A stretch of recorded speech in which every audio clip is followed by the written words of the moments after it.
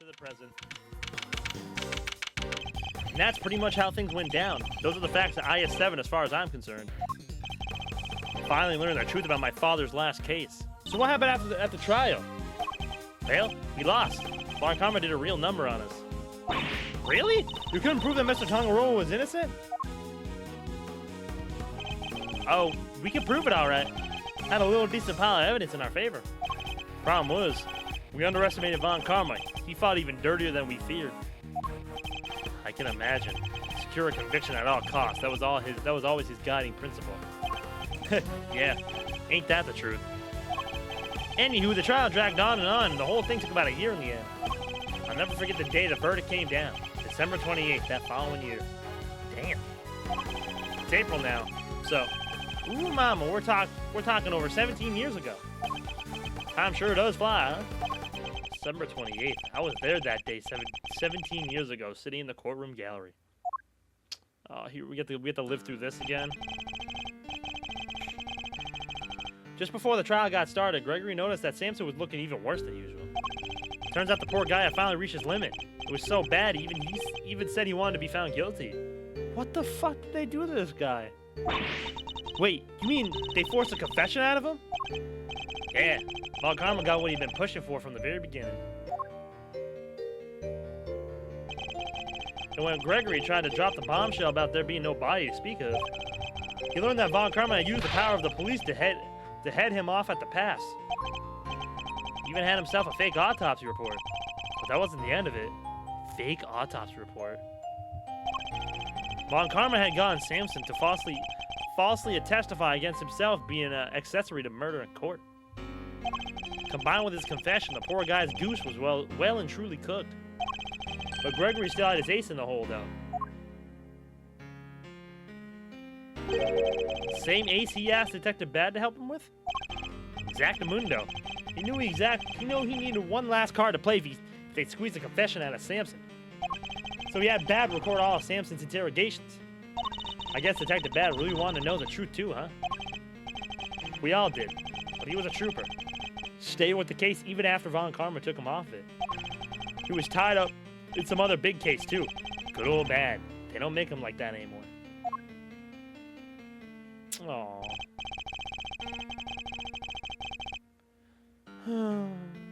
This is so sad. Anyway, Gregory presented with the recordings as proof that Samson's confessions were coerced. And you know what? It almost worked. A cop named Ian Simon got fired. Samson's interrogator and the initial detective before Bad. He took the fall for pretty much the whole thing. But Von Karma didn't get away scot-free. In fact, he was disciplined by the chief prosecutor. For the one and only time in his 40-year career. Still, Samson himself couldn't stomach another day in court. So when that guilty verdict came down, it didn't just signal the end of that day, but the whole sad affair. I don't remember a lot myself, but my father's face when they declared Mr. Tongaroa guilty. I was a young child at the time, but even I could tell he was hurting much. He was hurting inside. Gregory wanted to appeal the ruling, of course. He would have done anything to clear Samson's name. But then, well, you know what happened next. Poor guy. He never got the chance. Oh, God, bro. This hurts a lot more now. Playing this game, this hurts a lot more. I should have left with him that day. I'll always blame myself for not doing that. Jesus.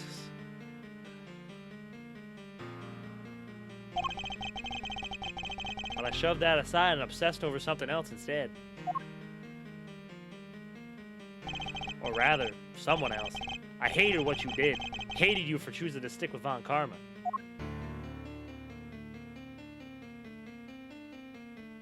Aww. I hope you can forgive me. No. You had every right to hate me. I went on to become a prosecutor as planned. And that's when Mr. Von Karma showed me this case file. According to these records, Mr. Tongaroa was convicted as the main culprit of Mr. Frost's murder. Nope. That's not right. According to these records, Mr. Tongaroa was convicted as the main culprit of Mr. Frost's murder. What? What do you mean that's not right? Samson was convicted as an accessory to murder. Strange. The file clearly states that he was the perpetrator. Plus, I'm fairly certain that all of Mr. Von Karma's cases were successfully solved. Mind if I take a peek at those? This file's been doctored. The part about the verdict has been changed. What? Here, feast your peepers on this.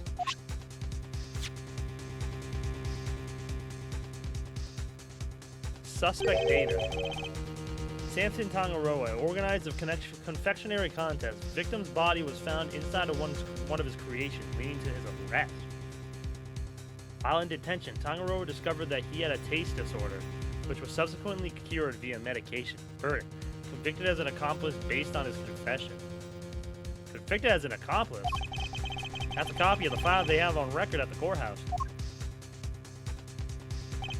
And why is my copy so different? Well, you said it came from Von Karma, yeah? I guess he didn't want Gregory's son thinking there was a murderer out there still at large. Didn't want you looking into it again before the statute of limitations was up. So everything I believed about the case was a lie. Like they say, we all gotta start somewhere. What's important is you know what's what now. The statute of limitations may have run out, but the truth's still out there, you know. I inherited Samson's case when your old man passed. The prosecution handed it off to somebody else, too. The great Von Karma wasn't going to bother facing against a rookie like me, was he? Anyway, long story short, the killer was never found. And Samson was found guilty instead. That's terrible! Is there really nothing we can do to help him? Not without the real perp, I'm afraid. Until then, his confession stands. Speaking of which, I didn't find out until after the verdict had been handed down, but Von Karma had threatened Samson and made him a deal. Told him if he didn't confess, he'd make sure Judy was convicted instead. How could he? Samson knew there was no way Judy could have done it, of course. But he wasn't going to take any chances, so he did what he was told and confessed to keep her safe. Now read me this, Milesy boy. Why do you think your Uncle Eddie just happened to be in prison the day Bronco Knight died? Ah, that's right. You were there to see Mr. Tangaroa. Bingo. Judy and I both promised we'd visit him every day. I didn't quite keep that promise. But Judy did. She never missed one visit in all these years. Come rain or shine, she always showed up. Well, none of that changes the fact that Samson is still being unduly punished day after day. How heartbreaking. We've got to do something, Mr. Fender. I love the shrug. Well, kiddo, it's actually why we came here. The ice sculptures are back on display just like they were all those years ago. We're going to see what we can find out. Right, Miles Areno? I'm a prosecutor, Fender. I don't look at these things in the same way as you or my father. Miles. But that doesn't matter right now. Speaking not as a prosecutor, but as Miles Edgeworth. I want to know the truth behind both of these cases. And I'm not leaving until I do. You really are old Gregory's son, through and through. Alrighty then. Now that's sort of we can really get to work. Good thing I brought the IS-7 cases file with me today, huh? Here, documents first. Who doesn't love paperwork, am I right? The parts of red ink are my annotations.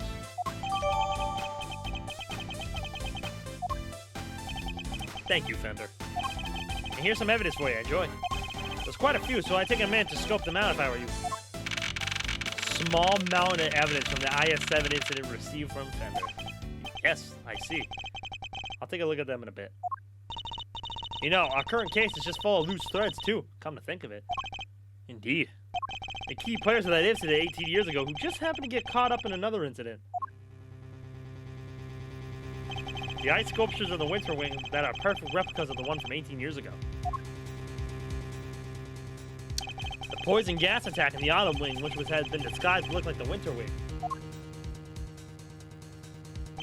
Two chemicals that were found inside the Pisces statue display case, ubiquinum and asphyxiant. That form of poisonous gas were mixed together.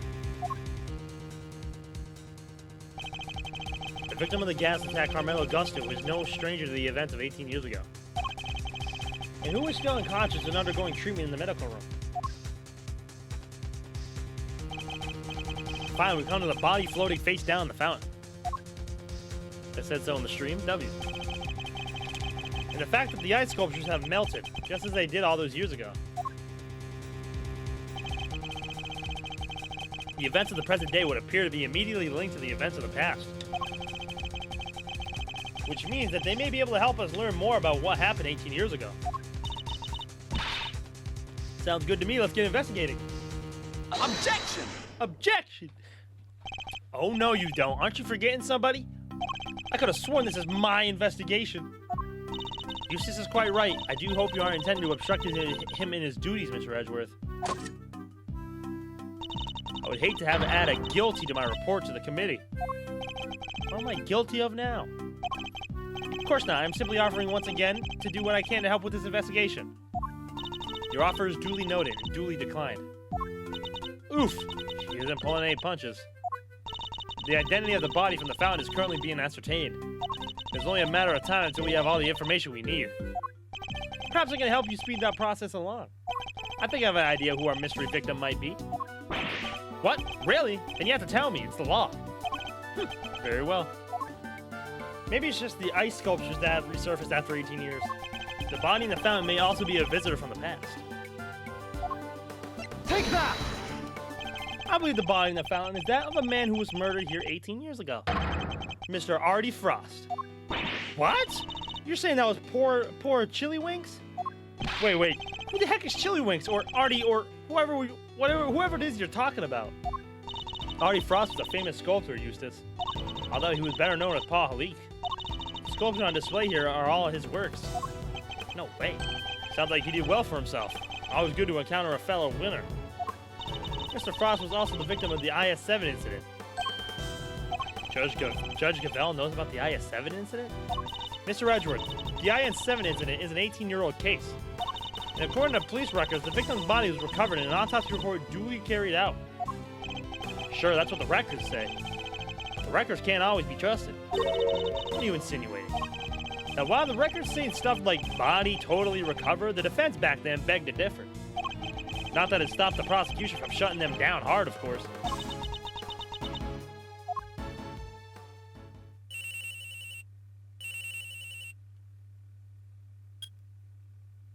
Yeah, this is Winter. What? Really? What is it, Eustace? The body. We've got an ID. Some sculpture called Frost or something. So I guess Edgeworth called it? Goddess of justice. So my father's deductions were right all along. Well, Judge Gavell, I'd say this changes things, wouldn't you? Perhaps now you admit that I might be of use to this case more than a certain junior prosecutor anyways. No fair, you're trying to steal the win.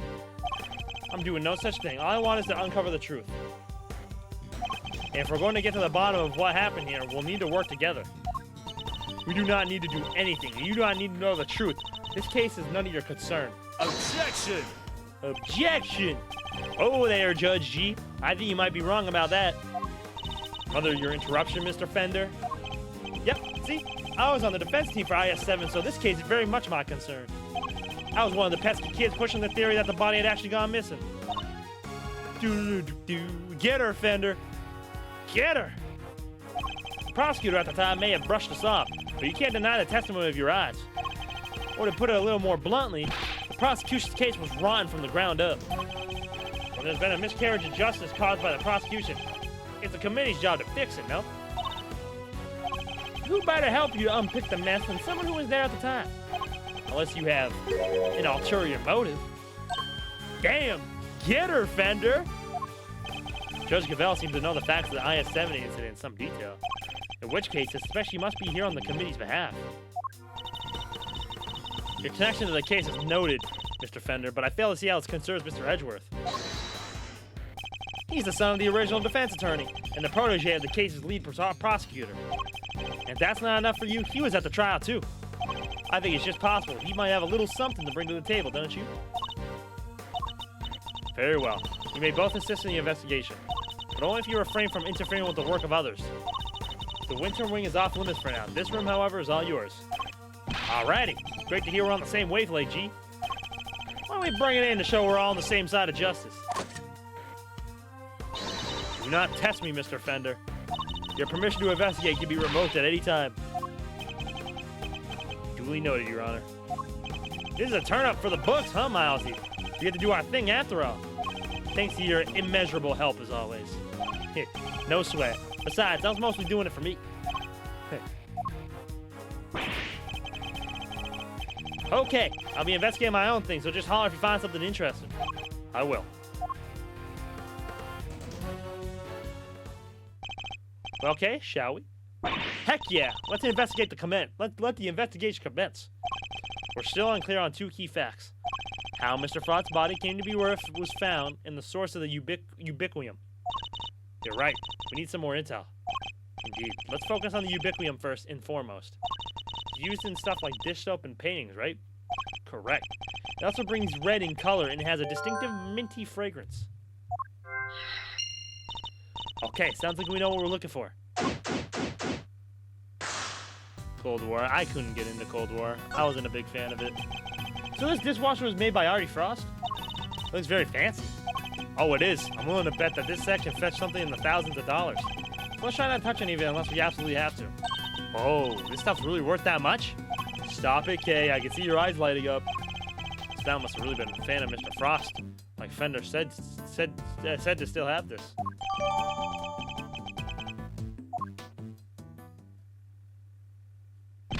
Hey, Edgy!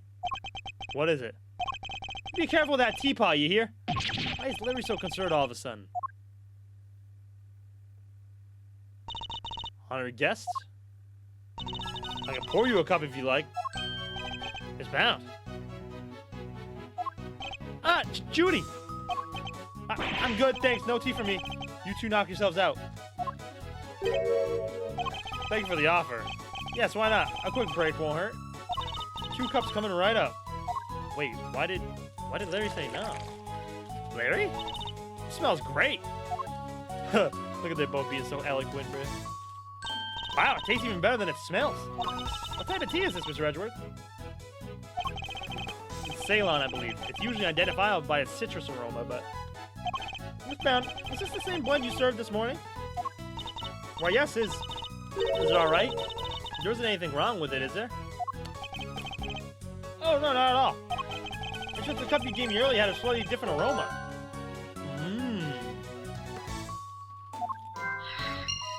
Really? That's odd. I used the same exact blend both times. I can't see what could account for the difference.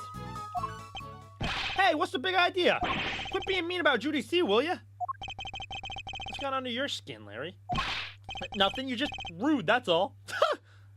You don't even try to call me by the right name. It's Laurice Donham, dang it. You know what? I'm done. I'm not talking to you anymore. Well, that was childish even for him. Wow. What happened there? Let's ask him about it later, shall we? Talking to Miss Brown is more of a priority right now. We may not have any evidence to prove that she's the culprit, but it does seem likely that the poison gas was her doing. From the color and aroma, I'd say this is a puddle of spilled tea. And look, there's a small chunk of ceramic in it.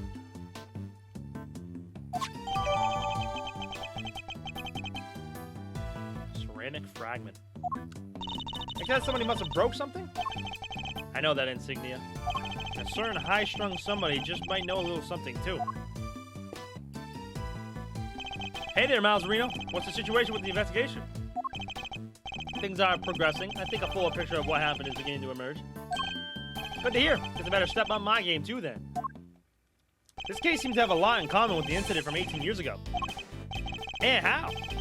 It's got the lot. Melted statues in the Winter Wing, and even the murder victim's body. How did nobody ever figure out that the body had gone missing? Frost had no family apart from his son. And well, the kid kind of vanished. Nobody's seen him since around the time of the incident.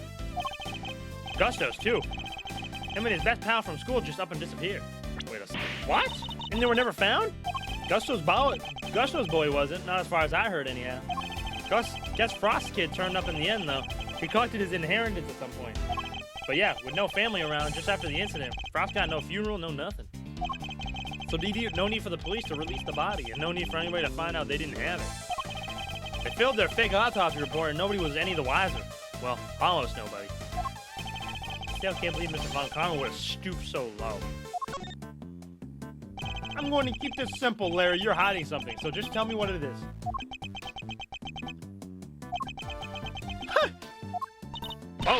glare off you two. It's weird. Ah, come on, Ken. You know me better than that. I wasn't staring. I was just struck by an idea for a picture. Now, Edgy, he was glaring. Yes, and I'll keep glaring at you until he tells what it is you're hiding. Wait, I already told you I'm not talking to you anymore. You're talking to me right now. I mean, from now on, I'm not talking to you ever again, starting now. This is getting me nowhere. I suppose I have to figure out what he's hiding first before I can figure out the whole truth of him. Come on, Larry, what are you hiding? Not saying. Yo, I fucking love Larry. He's such a pain in the ass. Come on, Larry. Look, you two, this time, there's no time for kids' games. Well, I certainly wasn't playing. It's pretty clear Maurice isn't gonna talk to you. Bro, he'll talk. Don't you worry about that. Perhaps presenting him with the right piece of evidence will force him to come clean. Alright, Larry, you piece of shit. You're pissing me off. Would you mind taking a look at this for me, Larry? Why would you show me that? Tell me, what is about Miss Bound's tea set that got you so agitated? If you won't tell me, then perhaps you prefer to explain to Judge Gavelle. Wait, don't make me look so bad in front of Verity. She thinks I'm a sensible, cool, clean-cut guy. I don't want her to see the real me, the real low-down, dirty me. I'm not so sure anybody here thinks you're particularly clean-cut, Larry. But if you don't want her to think badly of you, the best thing you can do is talk to me. All right, I'll talk.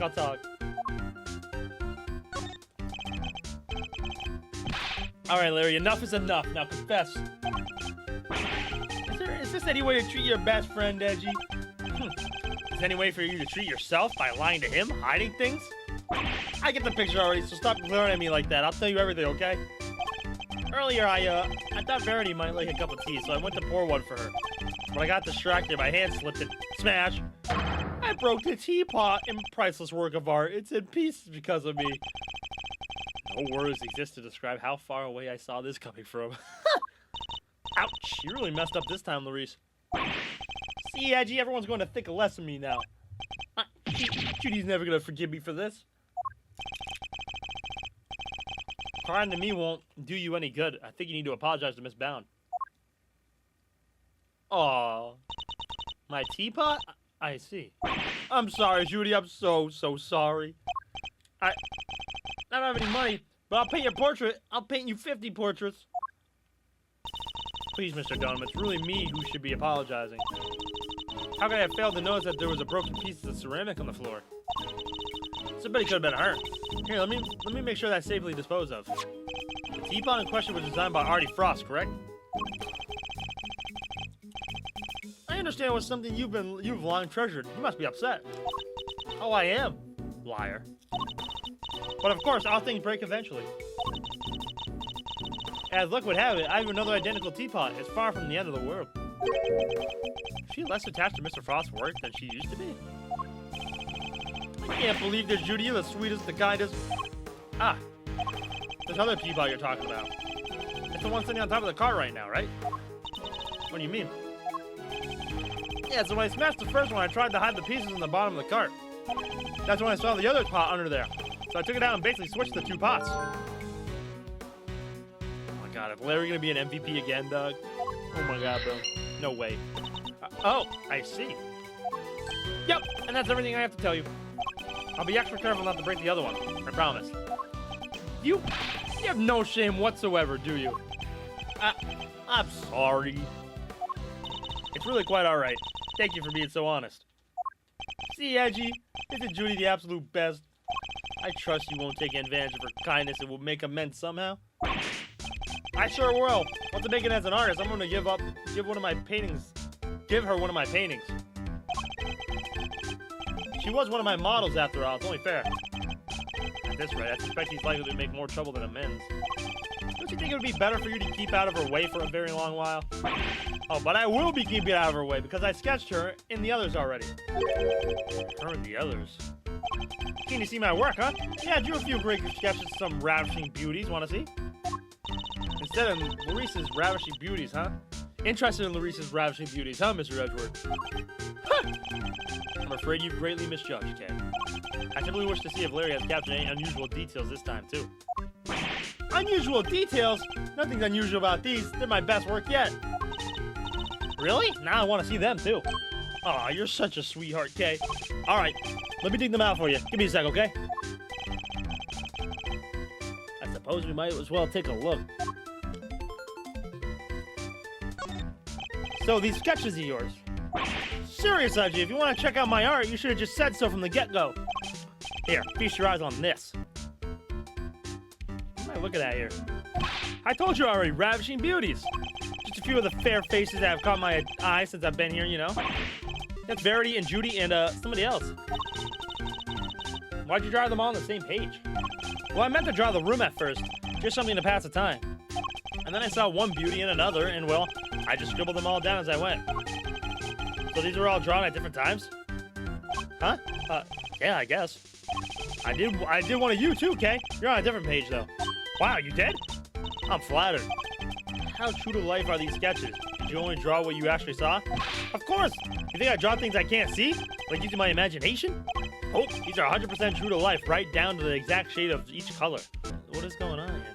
Wait, why is the cloth blue? Oh my god. We got Larry is cracking every case in these games, bro. Why is it always Larry? So the colors are accurate. Interesting. As much as it pains me to admit it, Larry may have provided me with a useful piece of evidence yet again. The serving card in the sketch, for example, it is... If I compare it to the one in here in the room, there's a clear contradiction between the two. I think a little deduction is in order. Can I borrow this page for a while, Larry? Sure thing. You want me to sign it for you? Just the page, please. Eureka! Larry, can I ask you something about your sketches? Fascinated by the work of great Laurice Donham, huh? It's the composition, right? Not exactly. This light blue tablecloth you painted, that's exactly as you saw it, correct? I already told you, everything is exactly as I saw it. Well, the tablecloth on the car here in this room is white. Wow. Your head's so full of crazy theories, the simplest stuff just passes right by you, huh? What's that look for? Listen, just before I drew that sketch, I was in the middle of some business with the car with the tea set on it, okay? What kind of business? That's right, it was hiding the pieces of the teapot I smashed kind. That's nothing to boast about. Anyway, I was still in the middle of cleaning it all up when Judy came out of the winter wing. I didn't want to get busted for breaking the teapot, so I quickly dove out of sight.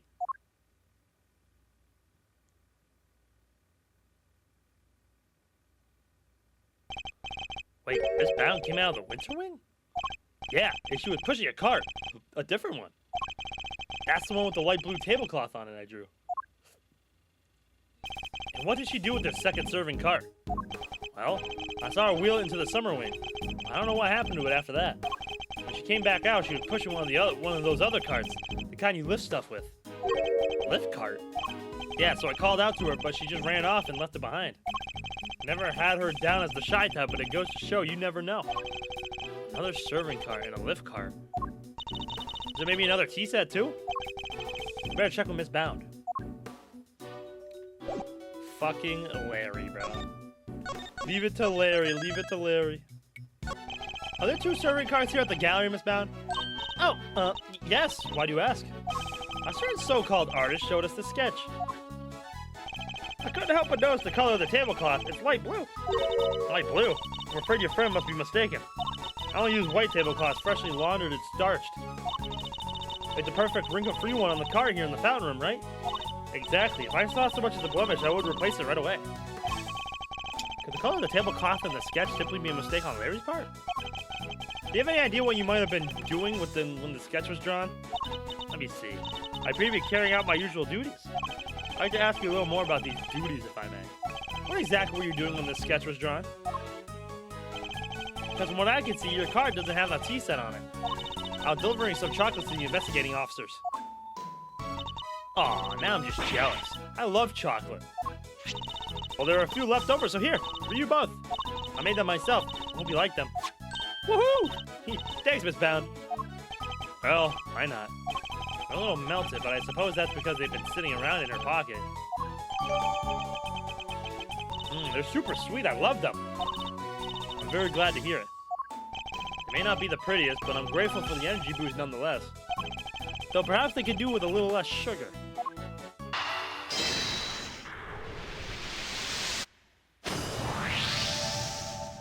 I suspect the difference in aroma we noticed due to the teapots having been switched. You do? I can't see what else it could have been. The tea itself hadn't changed. Why don't we ask Miss Bound just to be sure? Miss Bound, the difference in aroma we noticed, do you think it could have been because of the different teapot? I suppose so. My cup just now had a subtle minty scent, rather like uva tea. Oh, I just remembered. I made some peppermint tea in that pot only yesterday. That must be where the minty aroma is coming from. Or could that really be it? Or ubiquitous.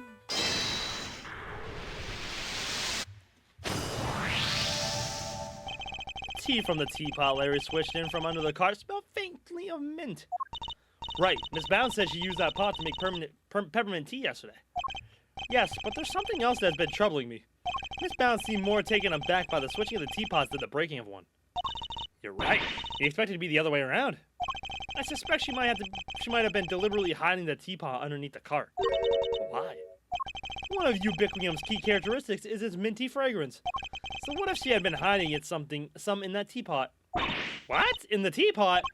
It's simply a possibility, but one worth investigating, I believe. Mr. Winter, any luck finding that Ubiquitium? Huh?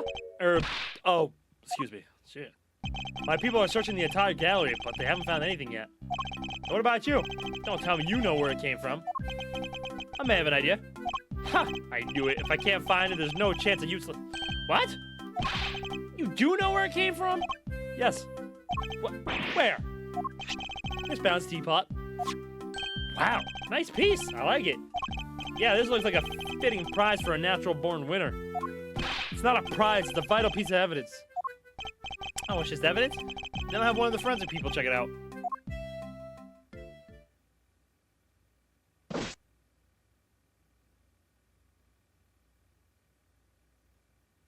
Mr. Edgeworth?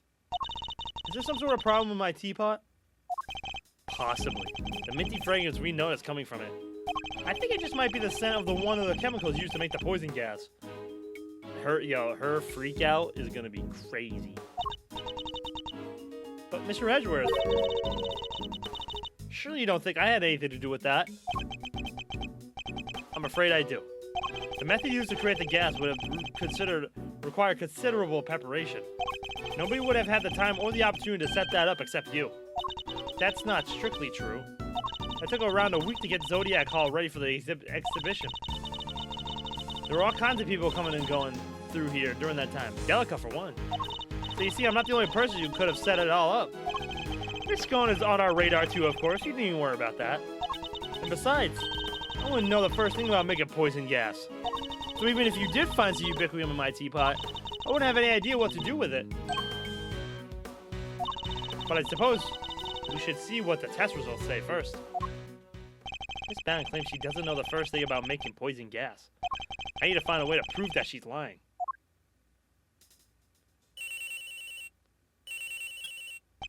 Edgeworth speaking. Sir, it's me! Is everything alright, Detective? Everybody's left the Winter Wing. It's just me in here now. Which means I can tell you what we found. I really shouldn't be sharing your information about the investigation. After the past week or so, I'm not about to stop them now. The exhibits in here have all completely melted. And all that's left in display cases are some stuff at the bottom. More of it in the Taurus case than in the Gemini case, though. Describe this stuff for me if you can. Yes, sir. It's like a pale blue liquid. I had the lab run some tests just now. A sample from the Taurus case just had a bunch of sugar in it. But the one from the Gemini case had 3 different substances in it. Which were? Sugar, salt, and blood. Blood?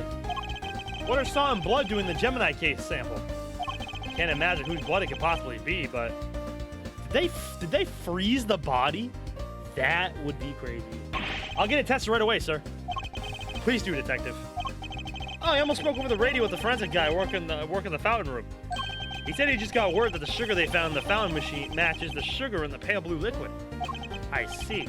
That might well prove to be a significant development. Gemini case analysis result. Data jotted down in my order. Anything else to report, Detective? Yes, sir. We found one of those light-emitting devices here on the winter wing, too. There are a few of those being used in the autumn wing to disguise it as the winter wing, as I recall. It seems that the equipment from 18 years ago is more than just for show. I need to talk to Miss Scone about this. Anyhow, I better be getting back to it.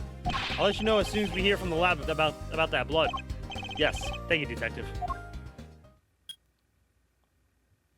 Was that Gummy? Seemed like he had a lot to say. He did. All of it very useful. If I'm going to prove that Miss Bound's claims about who could have set up the poison gas trap are false, I need to talk to a certain somebody who else was here 18 years ago. Oh my god, the music just got crazy. Miss Scone, I'd like to ask you a few questions if I may. Of course, dear, fire away. Anything for you, Milesy Smilesy. And dear sweet little Tooth Decay. Tooth Decay. I'd appreciate it if that was the last time you called me Milesy Smilesy. I'm not a fan of Tooth Decay either. Well, you just have to like it or lump it. I can't change a nickname once I've settled on it. Ugh, well, I guess we tried. Miss Scone, you're something of a specialist. How might someone learn to make the poison gas that was used in the attack, Any ideas? Well, any pharmacist who have ever handled an infestible ultra would know for a start. After all, it says right there on the label, do not mix with products containing ubiquium, ever. What about a layperson? It's unlikely they know wouldn't you say? I suppose so, yes. Well, not unless they had a nose through the Ultimate Cookbook anyway. Prize from the contest 18 years ago. The recipe for making infesticide ultra, along with that, not mixing with ubiquium bit, is in there, you know. So you're familiar with the concept of the book? Oh yes, dear. I know it inside and out. Because I work for the Tangaroa group, you see. We're the company behind Cold Killer X. I'm sure you've heard of it. Cold Killer X fights back sniffles and sneezes with ease, apparently. The one defense attorney almost got killed because of it. Are you gonna say that? A certain defense attorney almost got killed from it? After Sammy Poople was found guilty, the company took custody of the book. But they only granted the most trusted people access to it, of course. Which means Miss Scone is one of these elites, I suppose. What can you tell us about the various devices used to decorate the gallery's exhibits?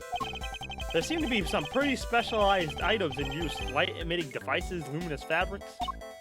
Oh, I can tell you all about those, dearie. After all, I'm the one who gave them to Moody Judy. It was my way of saying sorry after I broke the rules all those years ago. I bought her 4 lovely new salt lamps, and I gave her the 4 pieces of luminous cloth I used for the contest. Jesus. Wow, that's super generous of you. Well, us girls have to do our best, don't we? Everybody understands, of course. That better be not a dig at me, Delish.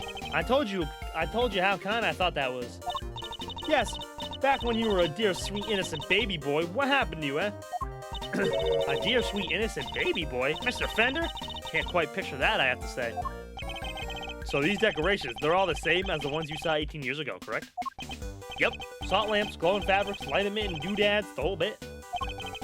There were 4 luminous cloths in use in the autumn wing. But I'm sure I saw another one somewhere.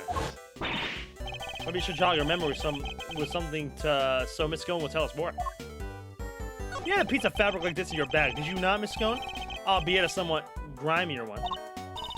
Grimy? How rude. You won't get people to cooperate with your little investigation like that, young man. Shall I call it a dish towel then? Perhaps you use it to wipe up some sort of spillage? Spillage, he says. The cheek. That's a piece of highly specialized luminous cloth. Oh, I probably shouldn't have told you that. I think I'd like to know a little more about this highly specialized luminous cloth, if you don't mind. Why do you want me to know you had a piece of luminous cloth in your bag? Oh, well, I suppose there's no point hiding it now, is there? You must know, I fished it out of the fountain. It was right before they called me into the autumn wing. So very sketch of Miss Scone is when she was trying to retrieve the cloth. At first, I thought it was one of the ones I'd given Moody Judy. One of the 4 you'd given to the gallery, correct? Exactly. But all 4 were being used in the autumn wing, weren't they? So I realized. Must be the one that went missing all those years ago. I already had my infesticide ultra pinched and used to make poison gas. It's one of my cloths turned out to have been used in some sort of dastardly deed too. Well, I was going to look guilty of sin, wasn't I? So I kept it, hid it in my bag, and hoped for the best. I see. Oh, it does feel good to get off my chest, though. Stress is no good for the complexion. So the cloth that disappeared 18 years ago, the one the victim was wrapped in, just so happens to reappear in the fountain at the same time as the body?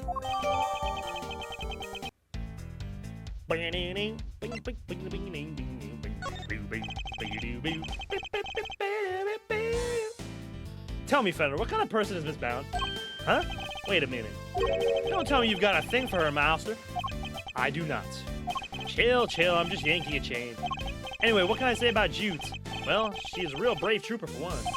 What else do you call someone who waits around for 18 whole years like she has for Samson? Even after his extended family kicked her out of this place. What? They threw her out? Yep. Jutes wasn't technically part of the family, so there was nothing she could do. She had nothing, nobody, no job after Samson took the fall. So she had no choice but to take what he taught her and make her own way into showbiz. She retired from all that now, though. Yes, why did she retire? She finally made enough to buy the old place back. She even got the ultimate cookbook back from the Tango Roper group after they basically stole her. Guess this place and everything to do with it was all she ever cared about. So she just wanted it back, all of it. Fender seems very sympathetic to Miss Bound's plight. But from a less charitable perspective, she has, in a way, taken everything in Mr. Tonga Rose for herself. Looking for that money.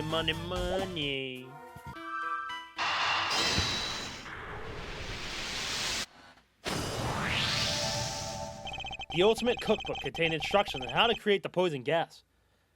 And the current owner of that book is none other than Miss Judy Bound. No way, you mean...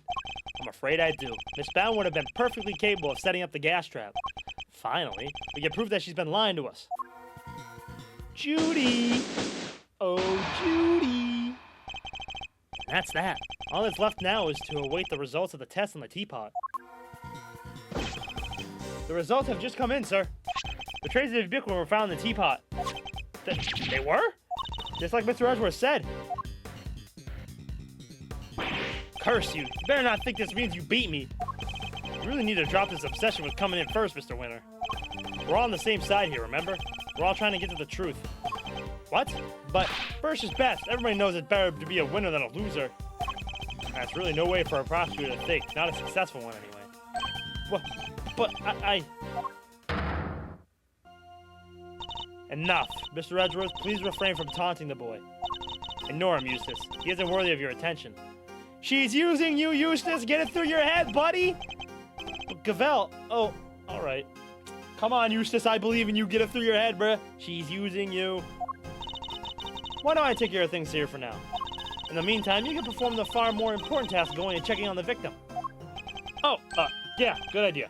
I'll be right back. Excellent. We shall see you shortly, then. Mr. Winter's annoying, but totally harmless. Judge Gavel's, on the other hand. Now. Miss Bound, perhaps you could explain why traces of ubiquitous were found in your teapot? I had no idea there was anything like that in there. Perhaps it's one of the ingredients in the dishwashing soap I use? So are you telling the court that you did not intentionally put ubiquitous in the teapot? Yes, exactly. Why would I? Until today, I had no idea it could even be used to make poison gas. Objection! You're a trained actress, are you not, Miss Bound? I'd have thought you would be a more convincing liar. Damn! What do you mean? You have access to the Ultimate Cookbook, correct? And that book just happens to contain instructions on how to create the poison gas used in the attack. Meaning it's perfectly possible for you to know exactly how to make it. Oh, damn. You're very well informed, Mr. Edgeworth. Miss Bound, is what Mr. Edgeworth said true? The book does contain information on how to make the poison gas, yes. But the fact that I have seen it doesn't make me guilty. Can I ask exactly how the gas was triggered?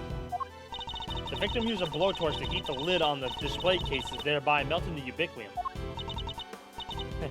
see. But he locked himself in the room too, didn't he? Surely that and the fact that he triggered it himself. Wouldn't it point to it being a suicide attempt? She's not willing to admit anything. Furthermore, where would I have gotten hold of the Infesticide Ultra? Oh, I don't know. Perhaps you stole it? You know, I did bump into Moody Judy a week ago or so. And that very evening, I noticed my Infesticide Ultra had gone missing. Judy, surely you didn't.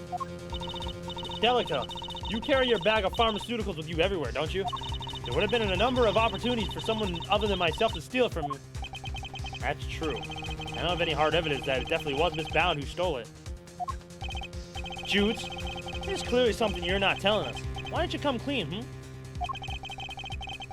Damn. We all know you never hurt someone for no reason, so. Not you too. Not you too. You think I'm guilty as well, Mr. Fender? Can you blame me? You've got one wing disguised as another, a gas trap in one of the display cases. And you're the proprietor of the establishment. It's looking a lot like you did it, kiddo. You got this all wrong. You have to remember, the gallery doesn't have any security cameras, nor any security personnel. If some ill-intentioned person or other wanted to get in undetected, I don't think they'd have much of a problem. Wow, you're practically asked to be burglarized. You need to be more careful. A great thief could have a field day in here. I don't think she's joking. Actually, it seems that Mr. Gusto did in fact enter the gallery before it opened. Sheesh. Judy's one tough cookie. She's not budging an inch. Maybe it's time to rock a little technique Gregory taught me back in the day. What technique might that be? So hear me out. Everything's connected to what happened 18 years back, yeah? And since we're not getting anywhere by focusing on the here and now, maybe we ought to approach this from a different angle and look to the past for clues instead. A turnabout in thinking. So my father used this method as well. Alright, let's run through this old thinkatron. How was Judes involved in what happened back then? According to Miss Bound, it was because of her that Mr. Frost's flavored ice sculptures melted. And yet, his sculpture is here on display at this very gallery today. Is it possible that she... Thank you, Fender. I think I know what I need to ask Miss Bound now. Hey, don't thank me, thank your pops. Now take it away, Mousy. I'll grab the popcorn. Miss Bound, you say that you were the one who caused Mr. Frost's creation to melt 18 years ago, correct? I'm afraid so. I was younger and foolish, and it was a terrible accident. And yet, what you did allowed you to open this exhibit, no? What do you mean? Yes, what do you mean, Miss Redgeworth? If you're going to ask such questions, perhaps a formal testimony from Miss Bound might be best. Yes, perhaps it might. I'd like to know a little more about Zodiac Hall. But why Miss Bound decided to dedicate this space to Mr. Frost's work? Very well. If you believe to be relevant to the case, I will allow it. Miss Bound, would you mind? Not at all. I'll do whatever it takes to prove that I am innocent. And please, if you give us some background on the Zodiac Hall and the pieces on display here. Come on, Judy. Stop doing this to us, Judy. You're making yourself work worse, Judy. It took 18 years, but at long last, I was finally able to buy Samson's home back a little while ago. But a place like this is expensive to maintain, so I decided to turn it into an art gallery. To that end, I collected as many Paul Halik pieces as I could from around the world. Because if I'm honest, it's always been something of a dream of mine to open a space dedicated to his work. Thank you for your testimony, Miss Bound. How wonderful it is that you were able to fulfill your dream. Well, Mr. Edgeworth, everything seems entirely above board to me. Judge Gavell, that was simply the witness's preliminary statement. Are you sure you know? Are you surely know? My fault. As you surely know that the value of the testimony cannot be evaluated without due cross-examination. Spoken like a true attorney. Very well. You may do with what you must. Hold it! 18 years. You must have gone through a lot to buy it back, Miss Bound. This home? This place? Such memories abound. I couldn't stand to lose what I had found. She is pretty. Samson, I did what I had to do to see that the home was waiting here for you. How'd she make it look so easy? Huh. I'll say, but I wouldn't expect any less from a trained triple threat performer. Continue with your testimony, Miss Bound. Minus the singing, if you please.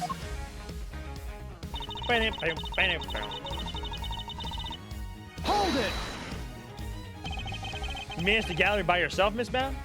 Yes, well, we opened today, so I haven't done much actual managing yet, but I have to keep the mansion going. Can't have it falling down around my ears. Samson could come home any day after all. She really got the house back for him. I'm so sorry, Judy. I wish I could have done more. Oh, you've done plenty, Mr. Fender. If anyone should have done more to me. Even if the only thing I can do right now is to keep this place safe for Samson.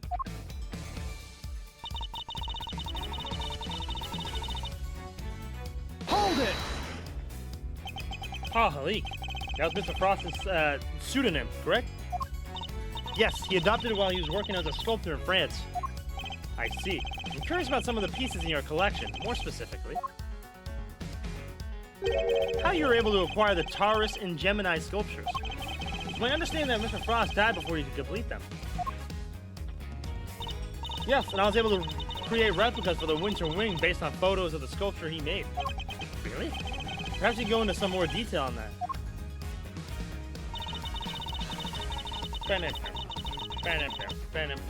Hold it! Tell me more about this dream of yours, Miss Bound.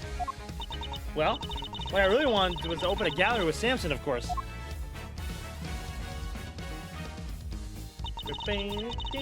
A gallery of dance, a gallery of song, a gallery of gaiety and candy and all day long. That was the idea, anyway. And here I thought art was supposed to be appreciated in silence, not accompanied by musical numbers. Alas, Mr. Tangaroa transgressed against the edicts of Goddess of Justice. My fault. And as such, that part of your dream may go permanently unfulfilled. No, Samson he's innocent. That awful prosecutor refused to listen, but it's true. He never hurt anybody. Mr. Tangaroa gave a false confession in order to protect Miss Bound. The two of them really did what they could to protect one another, didn't they?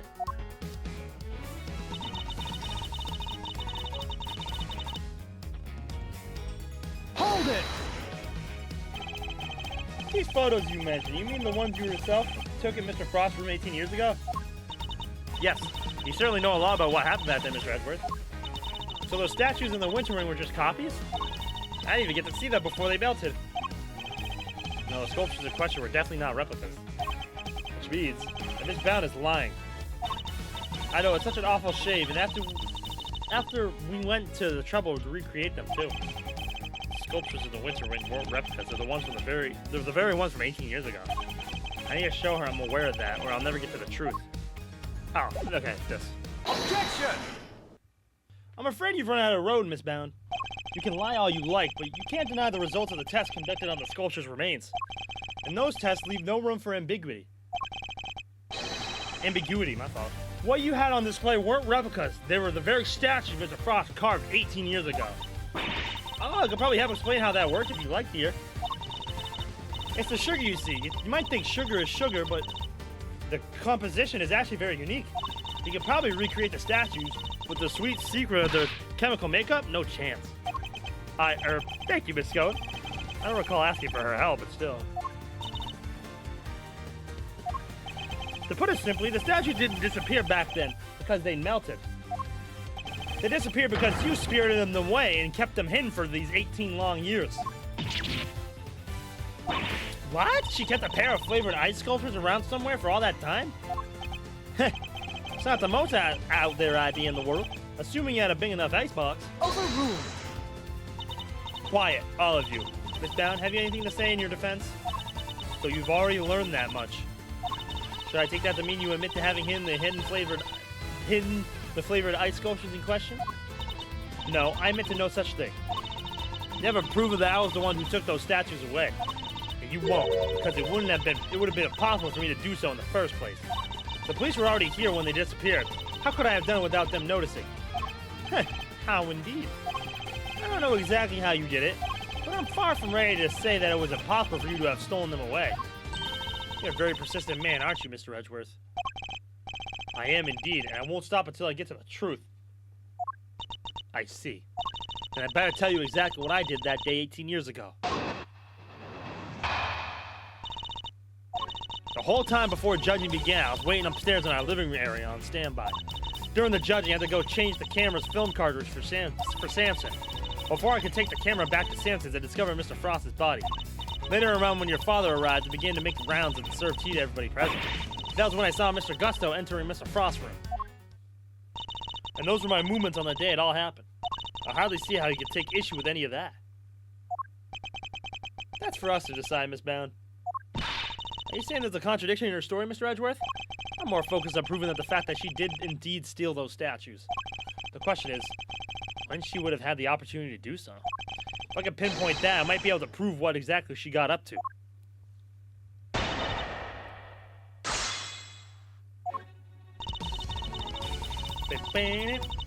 Hold it! What were you doing while you were waiting? I was in my room practicing some dance routines. I was on a TV show called Bacon Bop with Samson, you see. Bacon Bop? What kind of show was it? It was a children's show. The two of them would sing and dance as they made a variety of sweets. Whoa, that sounds awesome. Hold the phone, Miles. You used to watch it? My father introduced me to it. I may have watched an episode or two. So Miss Bound passed the time before judging began by practicing her dance routines. Was this the moment when Miss Bound stole the sculptures? That can't have been the moment she did it. I better listen carefully to what she says. Oh, do I have to pick when she did it? Oh my god. Hold it! Were you the only one who was able to move around freely during the judging? Well, I wouldn't say freely exactly, but I was able to move around more easily than the contestants, yes. Even so, I could hardly have spirited the sculptures away while Samson was standing right there, could I? I ran straight off to change the film as soon as he asked me to. I wouldn't have had the time. So changing the film on the camera as requested by Mr. Tangaroa.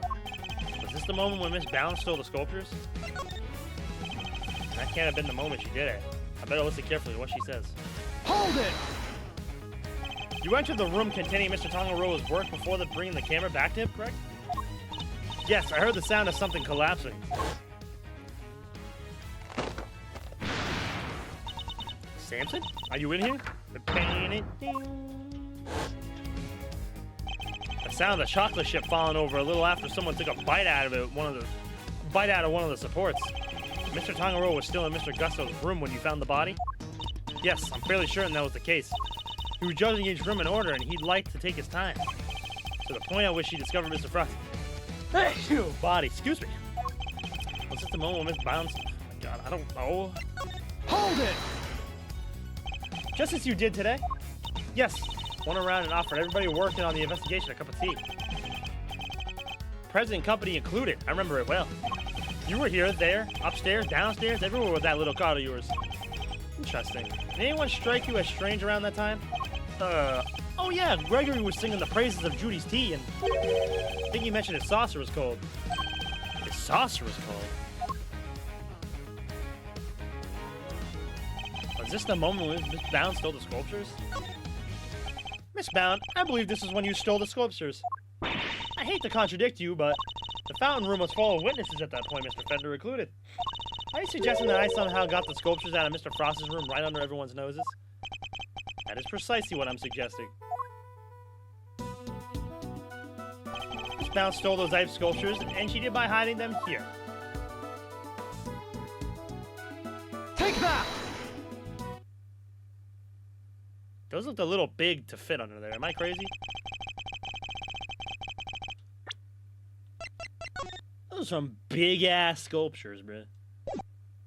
My father and Fender had no idea of the sculptures that was mere inches away from them, because it was just a tea set you were pushing around Miss Bound. But I hid an ice sculpture in a glass case. Overruled. Surely such a thing would have been impossible. How could a case that size fit on a serving cart? It would have been spotted immediately. Objection! Who said anything about a serving cart? What? I'm not sure I follow, Mr. Edgeworth. What are you suggesting she used instead? I'm suggesting that Miss Bound used this to transport the sculptures. Take that! And this is? The cart Miss Bound used to move the flavored ice sculptures out from Mr. Frost's room 18 years ago. It would appear that the very same cart is still here with us in the fountain room.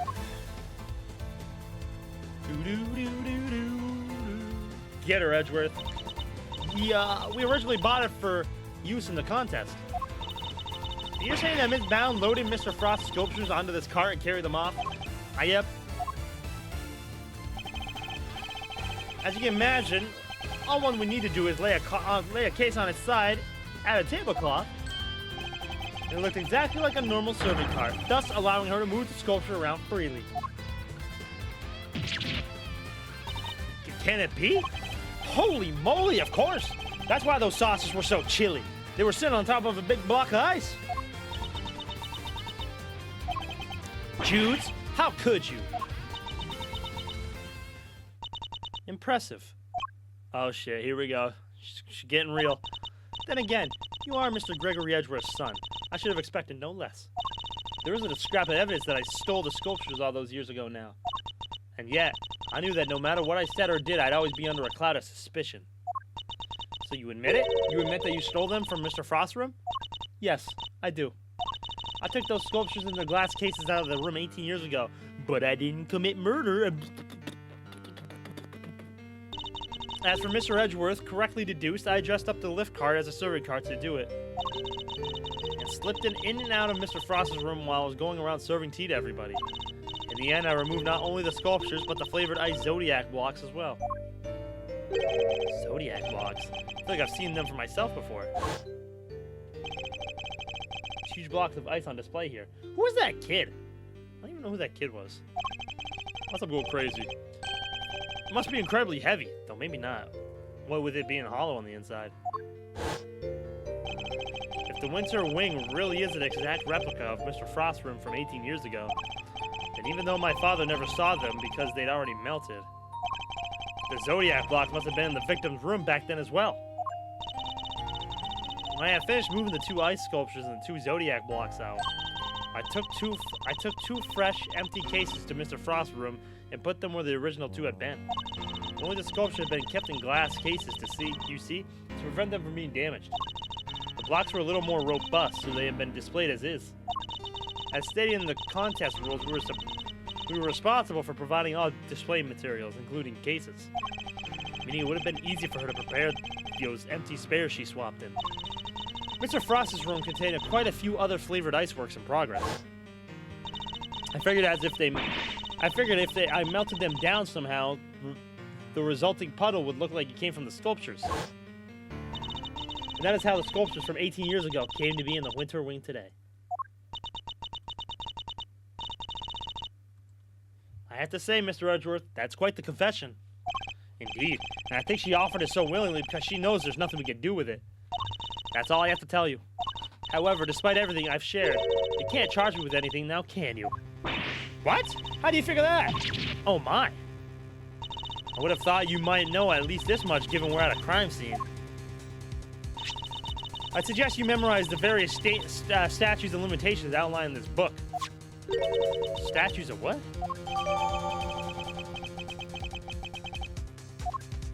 Simply put, Kay, prosecutors only have a certain amount of time within which they can put a suspect on a trial for a given crime. Theft, 7 years from the date of the crime. Separate time frames apply with regards to claims for damages, etc. Murder, 15 years from the day of the crime. The statute is suspended should the suspect flee to a foreign country. The statute is suspended from the time of any accomplice's indictment to the end of their trial. Flee to a foreign country. Did she say she went somewhere? So it's different for every crime? Murder, 15 years. Theft, 7 years. What? Yes, Miss Bound stole the ice sculptures 18 years ago. So it's too late to have her arrested for that crime. I don't believe it. Theft is a serious matter, especially when it involves the removal of evidence from a crime scene. However, as you yourself just pointed out, Miss Bound can no longer be prosecuted for a crime.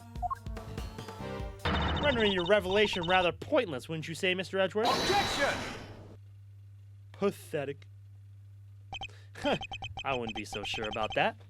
For you see, the theft of the ice sculpture isn't my principal interest here.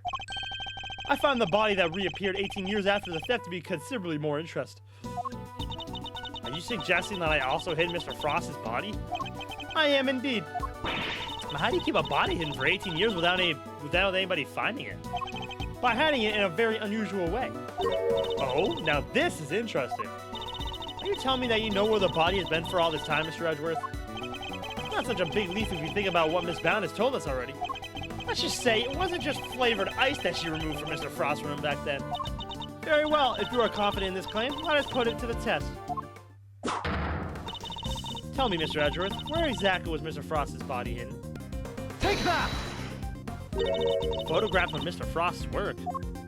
You know, the victim's body, Your Honor. You will have to forgive me, but I don't see what you mean. Where exactly in this photograph is Mr. Frost's body? The victim of the body is hiding right here. Take that! The Gemini sculpture? Yes.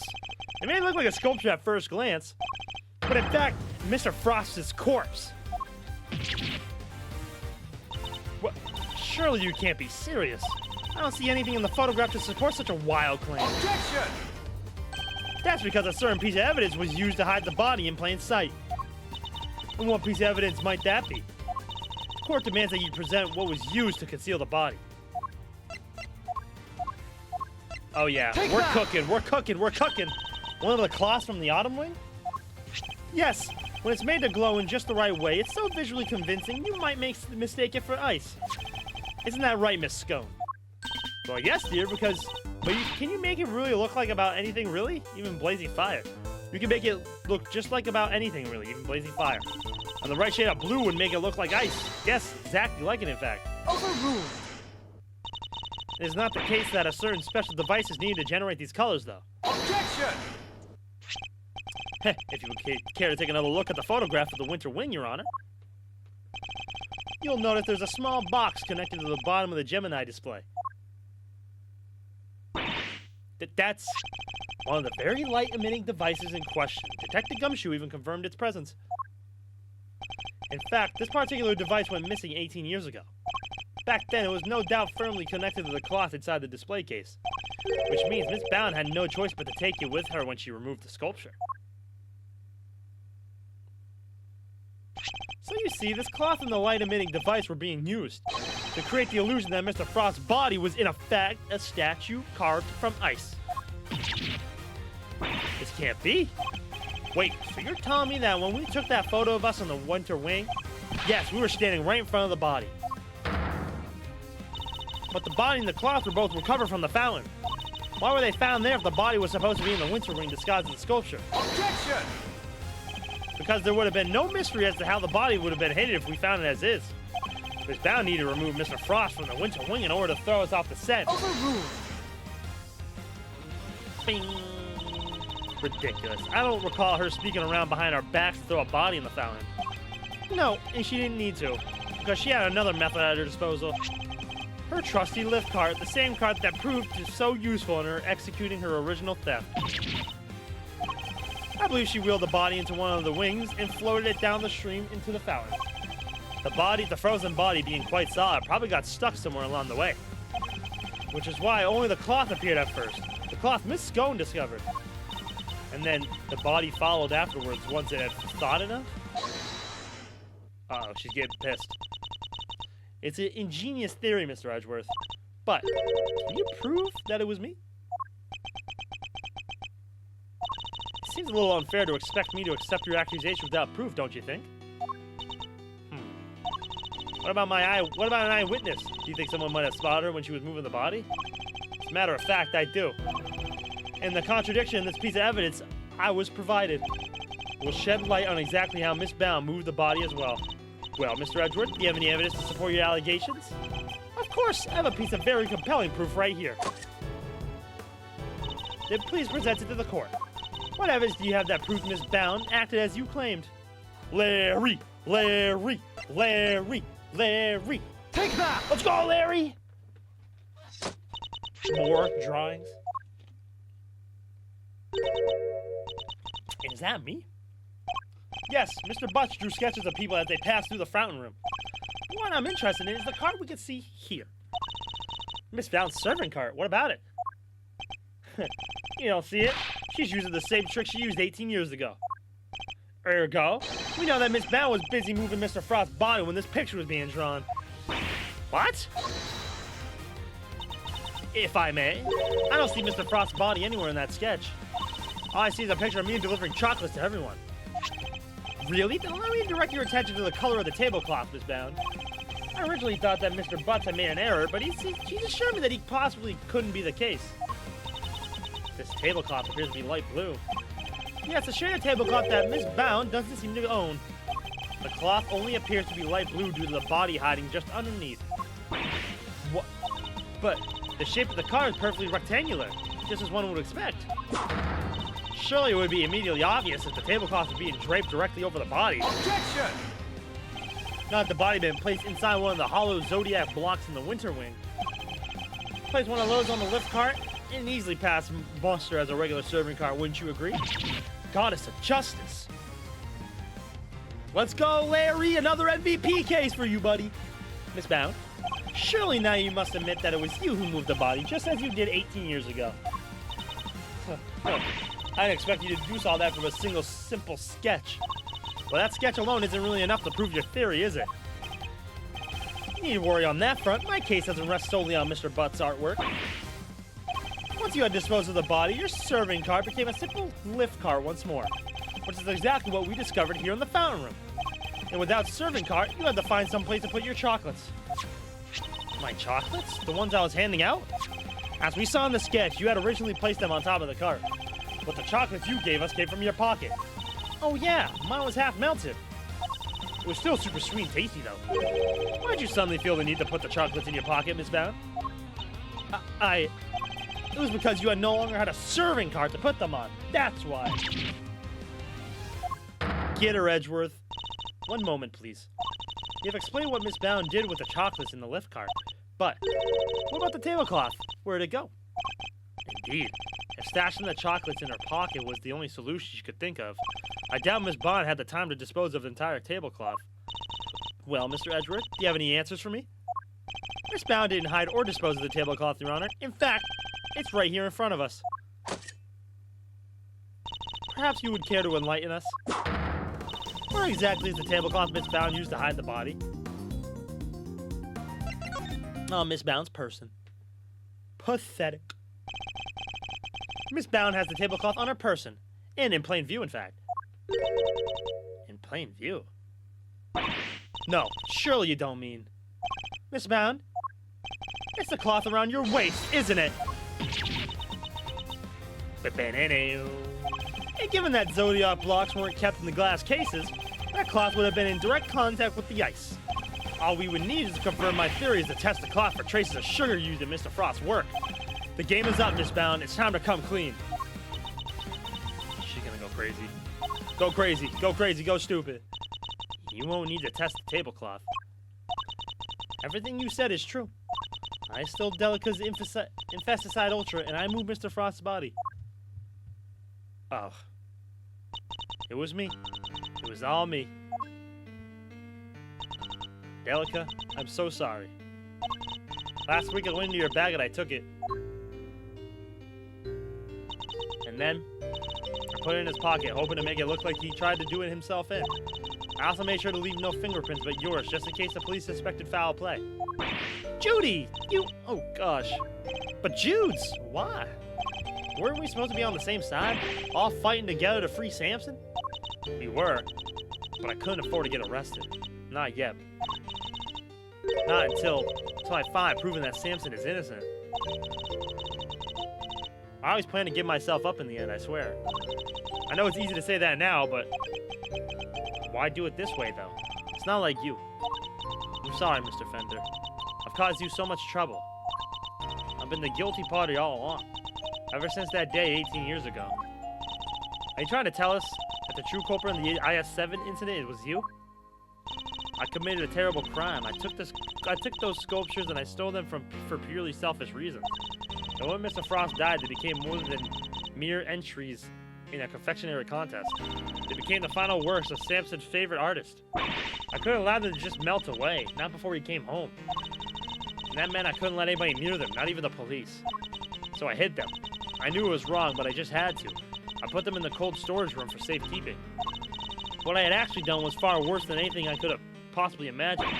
Because who would have thought that Mr. Frost's body itself was posing as one of the sculptures? So she didn't know about the body when she stole the sculptures? Samson's a kind man, a saint. He could never kill anybody, never. And yet, because of what I did, the police never found Mr. Frost's body, and Samson was found guilty. Oh. After all he'd done for me, he was my family, the only family I've ever had. He was the most important person in the entire world to me. And I... Judes. After his conviction, I was forced out of our home. I was finally able to return only a few days ago, and when I did, I went to the cold storage room to check up on the sculptures, and that's when I saw it.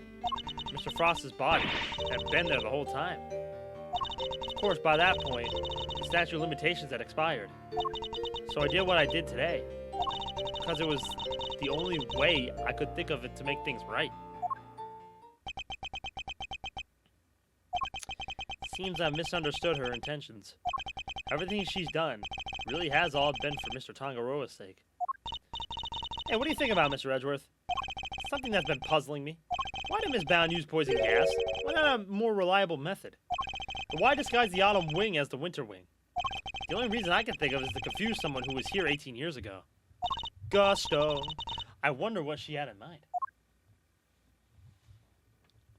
If she was trying to prove that Mr. Tangaroa is innocent, Miss Bound's ultimate goal must be to... Could she have been trying to discover the identity of the true culprit?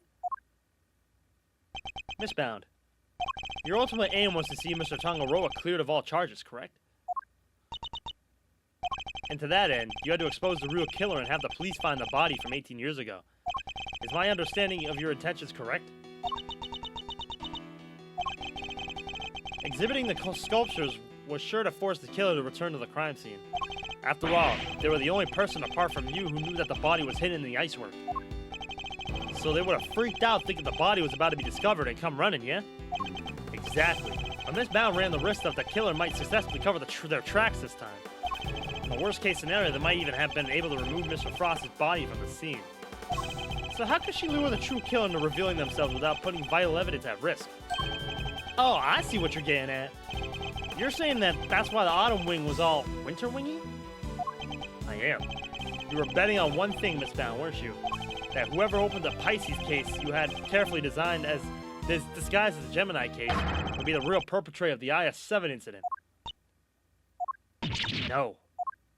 But that would mean the real killer was... Overruled.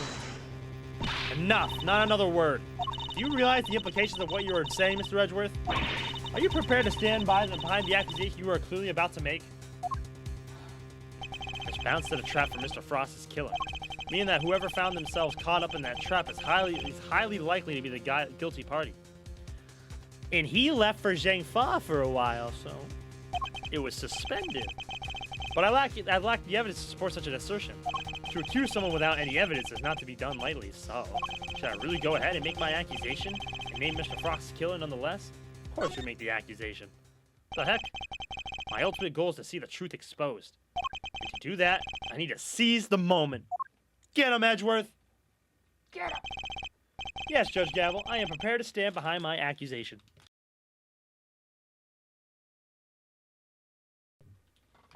I know exactly who is to blame for the IS-7 incident. Carmelo Gusto. Take that!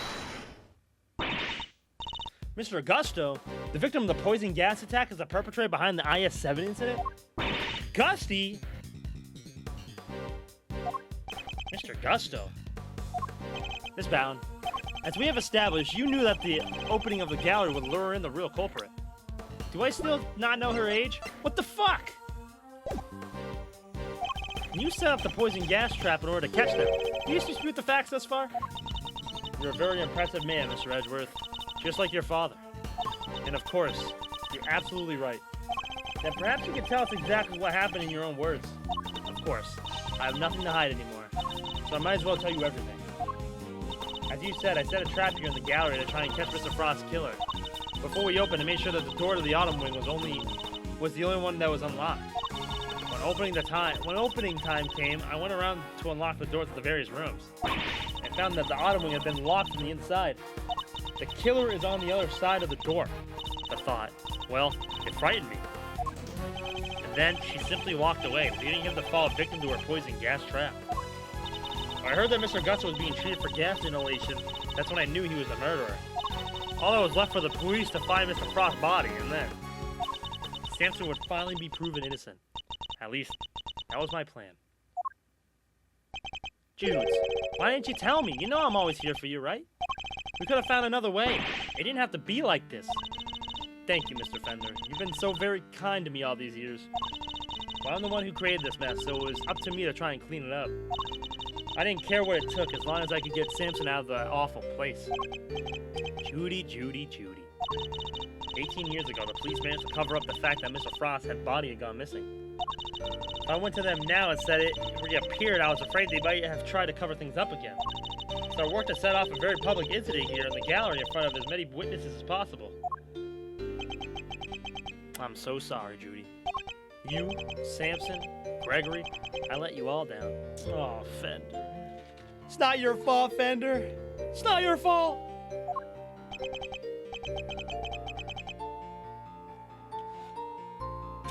Fender. This can't be easy for him. Poor guy, bruh. His first case, bruh. No, I'm the one who should be apologizing.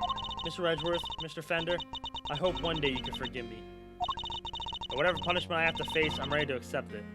But please, if I may ask one thing of you, it's that you simply must clear Samson's name.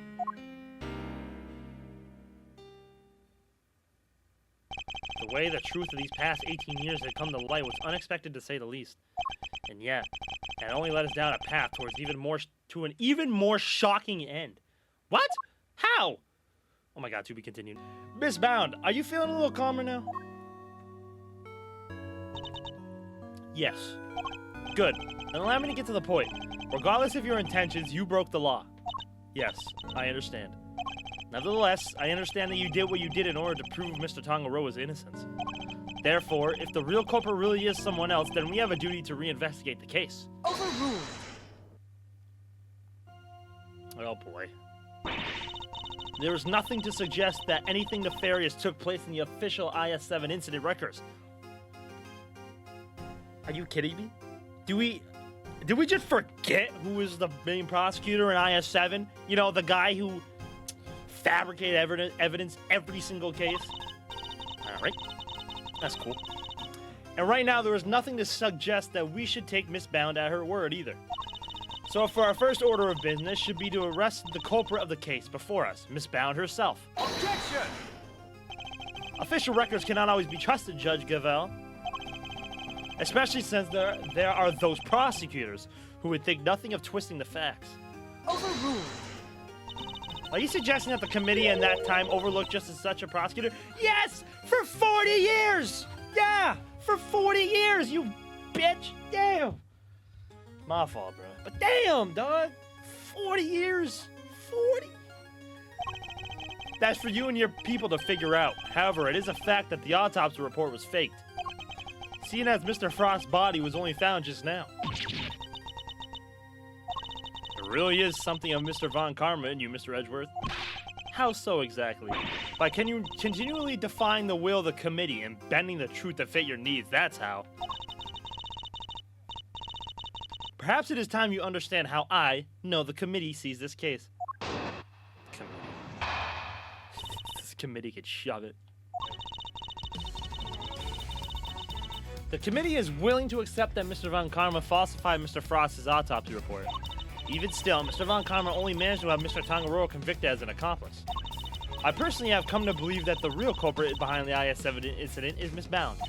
Her plan to poison and kill Mr. Gusto today was her attempt to frame him for Mr. Frost's murder. And this is how the committee sees things, is it? It is. As always, I act solely in service of law and order. Sounds to me like all she's doing is acting in the service of the committee and covering up the truth. But if I can't change her mind, there will be no saving Mr. Tangaroa or Miss Bound.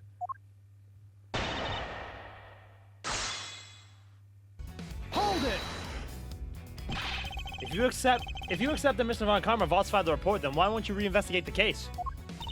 Because the goddess of justice is never wrong. Her verdict remains true despite Mr. Von Karma's... Objection! Hey, let's go, Fender. Despite blatant evidence tampering, you sure your precious goddess is into that? Almost makes you think the committee might have other reasons for not wanting this looked into again. Further investigation is simply unnecessary since the goddess of justice has already spoken. Is that right?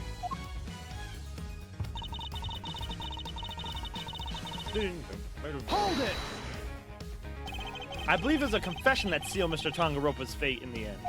A confession secured by Mr. Von Karma, which should cast doubt on the final verdict itself. Overruled!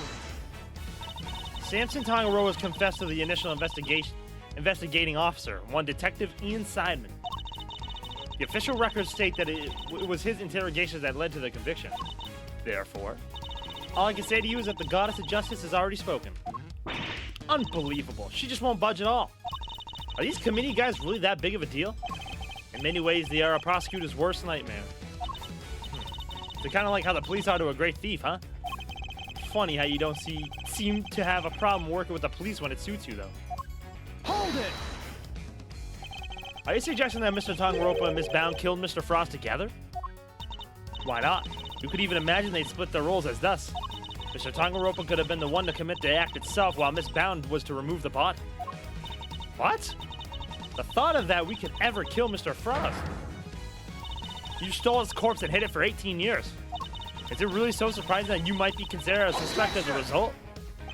Miss Bound has freely confessed to all her crimes. Now is not the time to speculate about what else she might have done in the past. Very well. Now let's pass judgment on what we know she did in the present.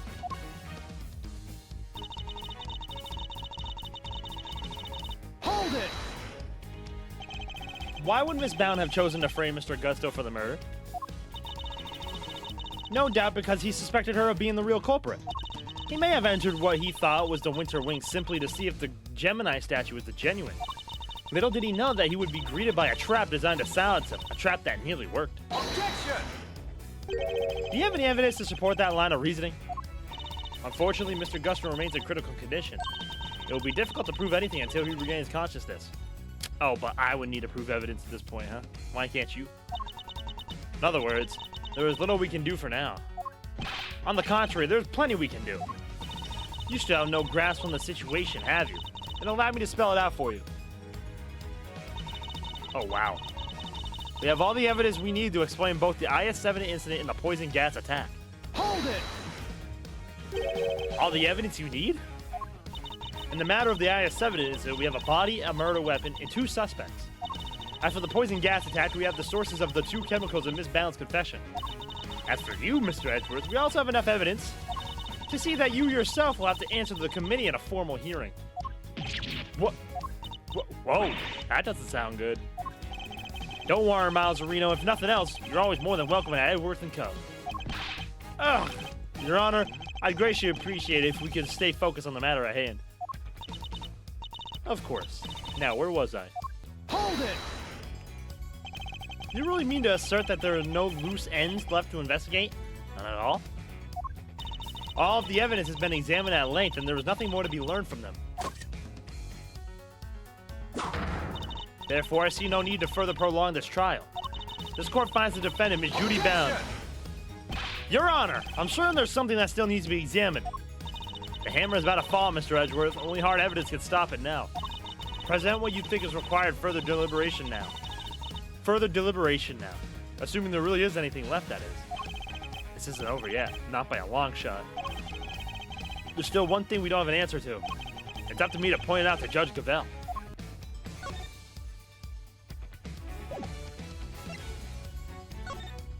Sugar composition matches that the sugar found in the pale blue liquid in already frosted room 18 years ago. Sugar to be found in water also seems to be matched. Objection! Oh, was that? My God, I thought that. Help. All right, we're good. I'm afraid there is still one question concerning the IS-7 incident that remains unanswered, Your Honor. Would you mind taking a look at this? What is it? They're test results. Carried out in the liquid at the bottom of the Gemini case in the Winter Wing. As you can see, the traces of blood were detected. The question is whose? Until that question is answered, I hardly think you can claim to have all the evidence. There was blood in the Gemini case? Why didn't I hear about this from Eustace? Because Detective Gumshoe informed me of the results directly. I was planning to tell Mr. Winter about it myself, of course. Overruled. You kept this to yourself until now, despite having no jurisdiction here whatsoever? Mark my words, the committee will hear about all what you've done here today. As ever, my interest is in the truth, and if mistakes were made in the past, they must be rectified. If you must report to the committee, then so be it. But in return, we must be allowed to investigate this case to the very end. That is not my decision to make. You will need to discuss it with Eustace. Come on, Eustace. Guess who's back, losers, and with good news, too. Oh, goody. We got some questions for you, Gusto. It was a close call for a minute there, but Carmelo Gusto is alive. Gusto! He made it. Boy, do we got some questions for you, Gusto. You're the ones who found me? Yup. Long time no see, Gusto. You're the attorney's assistant. You've grown. You have an assistant of your own now? Assistant? No, he hasn't got the gig just yet. This is Gregory Edgeworth's son. Prosecutor Miles Edgeworth, at your service. Fate moves in mysterious ways. I'm in your debt. If you hadn't found me in time, I wouldn't be here to thank you. Oh, you're very welcome. After all, if you hadn't lived, you wouldn't be able to ask what really happened 18 years ago. What are you talking about? We figured out quite a bit while you were out cold, including the fact that you're probably the guy who off poor Artie Frost. Oh, he's sweating. What? Is that true? Miss Bounds set up a very elaborate trap to catch Mr. Frost's murderer. A trap that involved rigging the Pisces case with poison gas. Perhaps in light of that fact, you could tell us in your own words what happened back then. Or perhaps you'd rather exercise your right to remain silent. Oh, it's not that. Gusto here is a fan of the old meditation, Om and all that jazz. Wow, sleeping while standing seems pretty cool. That's one heck of a talent. Except there's no sleep involved in meditation, Kay. Hey, Gusto, pal, how about you snap out of it and tell us what went down back when? Oh, he's laughing. That's a weird laugh. I was caught in the girl's trap, so I must be the killer? Is this your idea of a joke? I'm the victim here. Indeed you are, Mr. Gusto. There is no evidence that you have done anything wrong yet. Mr. Edgeworth and Mr. Fender are merely speculating. Rest assured that they have no authority here and that you may pay them no heed. At least someone here seems to be on my side. Judge Verity Gavel. It's a pleasure, Mr. Gusto. I will assist you in any way you may require. Perhaps you could begin by explaining what actually happened 18 years ago to Mr. Edgeworth? Fine. You want me to prove I'm innocent, Mr. Prosecutor? I'll be happy to. Objection! So this is how you mean to play it, Judge Gavel? You're hoping Mr. Gusto will help you try to hide what happened inside of... Wait, my fault. You're hoping Mr. Gusto will help you to hide what happened instead of trying to correct the record? I believe only in the infallible judgment of the goddess of justice. Except it is us humans who make the actual judgment calls in a court of law. As long as there are those who would use the law to their advantage, our rulings are fallible indeed. If you would use your position to further obscure the truth, then neither she nor I will forgive you. We shall see about that. What do you advise, Judge Gavel? It would seem that you were under suspicion because it was you who triggered the poison gas. Specifically by opening the Pisces case's lid. Would you be so kind as to share why with us? Understood. I came to see Frost's sculpture, simple as that. I made a mistake with opening times and arrived at a half hour early. Miss Bound, was there no one at the reception desk at around that time? Jesus. I left the main entrance unguarded and unlocked, just in case the killer made an appearance. So no, there was no one here on the first floor then. But I did make sure that all the wings were locked up tight, all except for the autumn wing, that is. I see. She did all that just to steer the culprit into the autumn wing, which is precisely where Mr. Gusto went. Sneaking into a building's pretty suspicious, however you slice it. Silence in the courtroom. I will permit no objections or interventions unless there is some evidence that the witness is lying. The courtroom? You know this is an art gallery, right? Mr. Gusto? If you could please continue by explaining why you opened the Pisces case. I wanted to see Frost's work up close, so I went up to the Gemini. Sorry, guess it was supposed to be the Pisces statue. I saw the lid was frozen on tight, so I grabbed the blowtorch from nearby and tried to open it. When I finally got it open, gas came pouring out. Fascinating. His is the sort of flawless testimony attorneys can only dream of. Yeah, the everything sounds like a lie kind. I am none too satisfied with Mr. Gusto's explanation myself. Alas, there is no evidence to refute it. Come on, there must be something. It's Bound's story you should be questioning, not mine. I'm not the one who set up the gas trap. She could have killed anybody with that thing. Objection! Objection! She turned on the sprinklers as soon as the gas was released. She knew exactly what she was doing. She was gunning for the killer and nobody else. That killer being you, old pal. So you believe that self-confessed criminal? Miss Bound is far from blameless in this affair, and she will have to pay for her crimes. But so will Mr. Frost's killer. You seem determined to pin Frost's murder on me, but I had no reason to kill him. And you have no evidence to prove otherwise. Can we really not prove that he's the killer, Mr. Edgeworth? Mr. Gusto fell victim to the poison gas. That much is indisputable. Yet, no matter how suspicious his actions in the present may seem, they prove nothing about the past. Yeah, but... then what about you, Mr. Fender? There must be something we could do. You're right. We may not have evidence, but we have plenty of intel. Let's see now. If Gusto killed Frost, he must have had a reason. He claims to have a motive. Not to have a motive. But can that really... that can't really be true, can it? If he did, he has one. Not many people commit murder just for fun. In fact, your old man had a little back and forth with Von Karma about a probable motive too, remember? How could you possibly say that with any certainty? If the relationship had broken down for some reason. That could very well have been the motive behind this murder. Von Karma wouldn't let us talk to Gusto back then, but we can now. If we put the pieces together, I think the picture we've been looking for might just emerge. Yes, I think you might be right.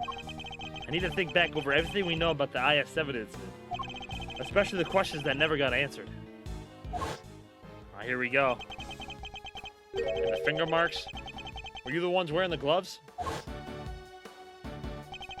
Miss Go denied that the finger marks on the frame were hers. But what if they were Mr. Gusto's? Perhaps he had wanted to take a look through the Ultimate Cookbook for himself. Oh my god, we're getting so many pieces. So he asked me to go put in a new cartridge. He seemed to think there should have been more shots left than there were. In other words, the film ran out sooner than expected? Yes, the number of shots he took didn't line up with the number of shots remaining. But he thought maybe he just lost track somewhere along the way. My father noticed these things for a reason. I just need to piece them together correctly. In the absence of evidence, it's the only way to tell the truth.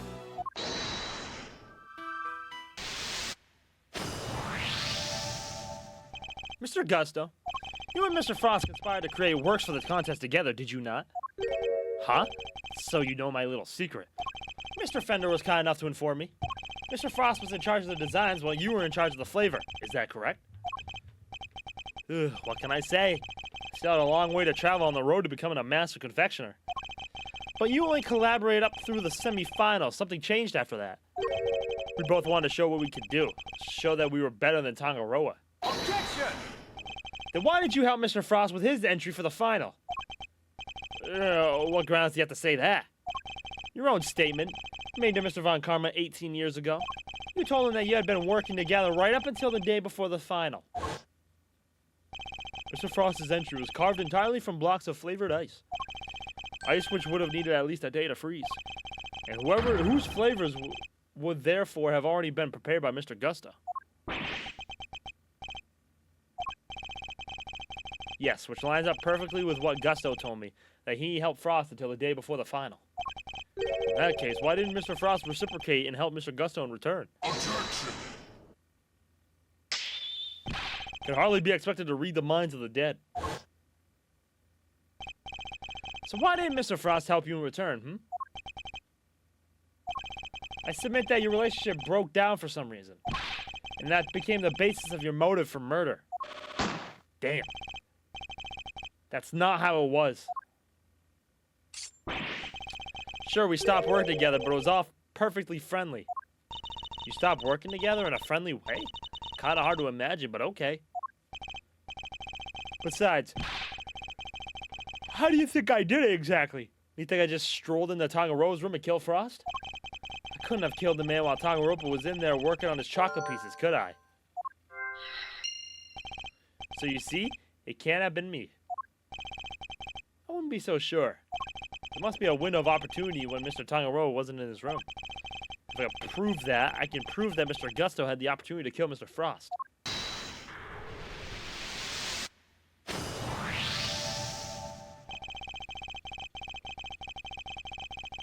Photographing the cookbook's contents would be the perfect way to steal its secrets undetected. And what if Mr. Gusto did just that? What if he used Mr. Tangaropa's camera to photograph the book? It'd be the perfect crime, so much better than stealing it and get it chased by the cops. A sneaky snapshot or 20, huh? That could work. The only question is, when would he have done it? Good question. What about during afternoon tea? Didn't Delica say that Gusto and Frost had missed out on the little tea party they had? Which brings me to the next question. When do we know for certain that Mr. Frost was still alive? After the contest began, nobody saw hide nor hair of Frost as he secluded himself in his room. And the only person capable of entering his locked room was Tangaroa, possessing as he did the only key. Miss Scone, were Mr. Tangaroa's works the only ones you sample? No, dear. I couldn't help myself. When I finished my afternoon tea, I tiptoed over to the Chili Winks room for a little taste, too. Can I still not see her age? Oh my gosh, she's still question mark for age. Mr. Frost had kept himself inside of his room after the contest had started. But he was gone by the time Miss Scone snuck in to sample his work. Meaning there's a good chance he was murdered before the end of the afternoon tea.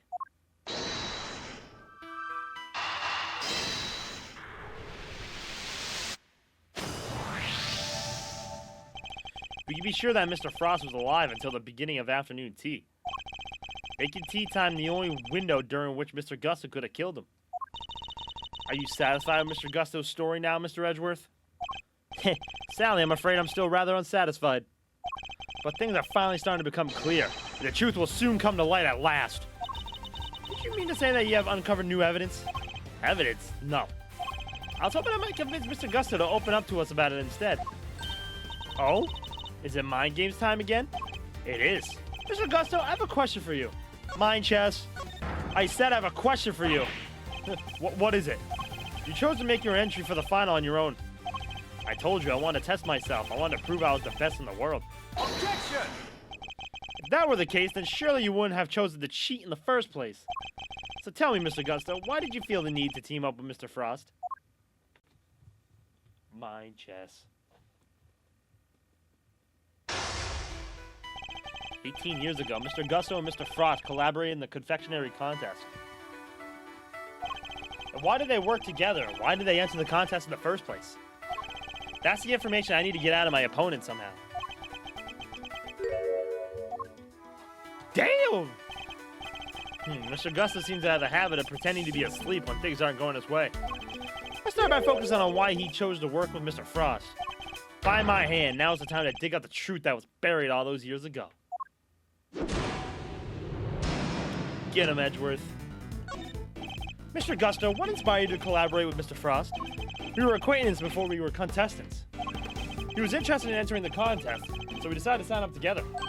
And your decision to pair up with a sculptor had nothing to do with your lack of faith in your skills? You don't know me. We joined forces because we wanted to make the most perfect creations possible, that's all. Frost's son and I were in the same grade at school, so we got along pretty well, too. Oh? So you were just two friends who happened to try for the title of World's Greatest Confectioner?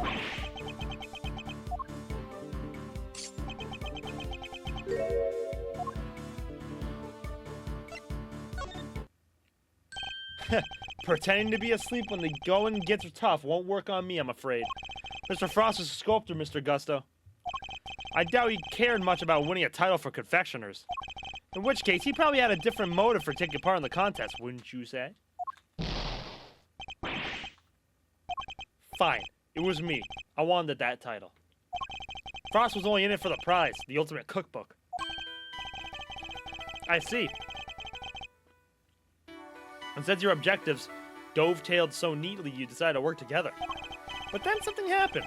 A breakdown in your relationship, perhaps? If so, I want to know why. Mr. Prosecutor, I'm still quite unwell after my brush with death. Pushed me too hard. And I'll be on my way back to the medical room. No, wait. You better wrap this up quickly. I'm already dangerously low on patience. Mr. Gusto's trying desperately to make his escape, but he's not going anywhere yet. Not as long as he's still keeping things from me. So let's figure out what he was really after next.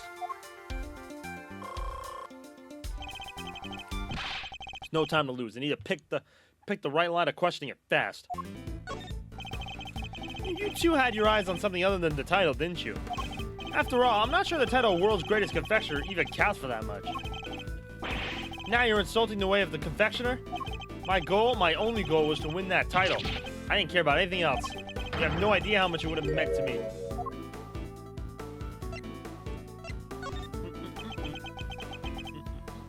Look, my sense of design may not have been up to snuff back then, but you should see me now. Oh? So you've improved? Bet I have. I didn't do all that training in Zheng Fa for nothing.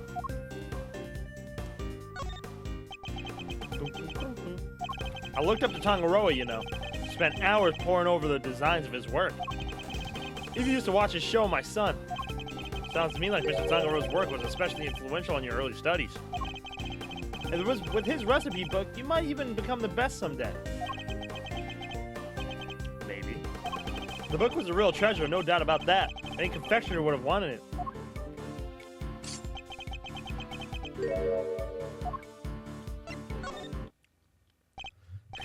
You claim that your only goal was to win the title. Yet you also seem to have an interest in the contest's prize, the ultimate cookbook.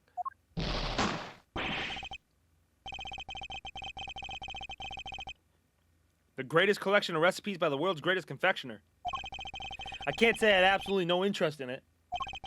And even if I did, what exactly is so wrong with that? Nothing, I suppose. Only that the book contained recipes for medicines, not desserts. Everyone who entered the contest supposedly knew that. I feel like I'm finally getting somewhere. Can't let him slip from my grasp now.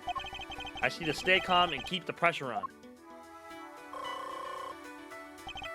Next, let's find out why he wanted the cookbook.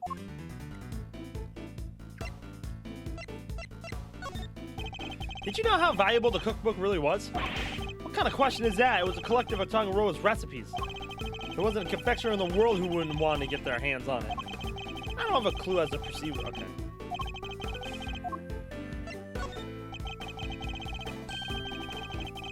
So your plan was to win the cookbook and use it to help you with your own creations? What else? A book that couldn't have improved my craft tenfold. A book like that couldn't have improved my craft tenfold. You could have made a lot of money if you sold it. I don't know much about what was actually in there, but it was worth more than money, I'll tell you that.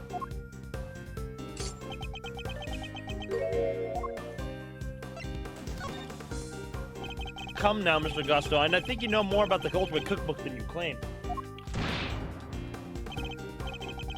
They told us a little about it at the start of the contest. And you know about what kind of recipes it actually contained, don't you?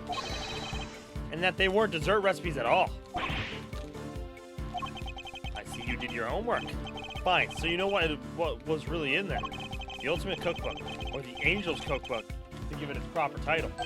It's a collection of chemical formulas and ways to synthesize new medicines nobody's ever heard of before.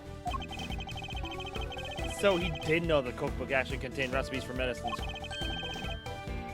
This could be an important clue.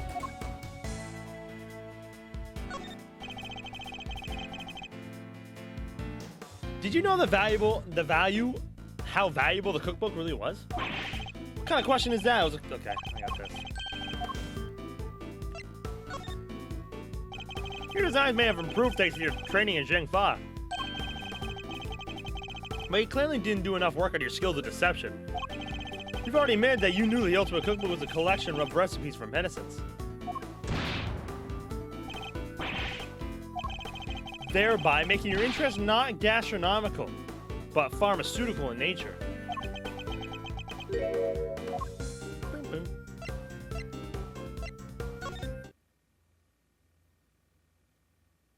If it was gonna be for his kid, I'm gonna cry, Doug.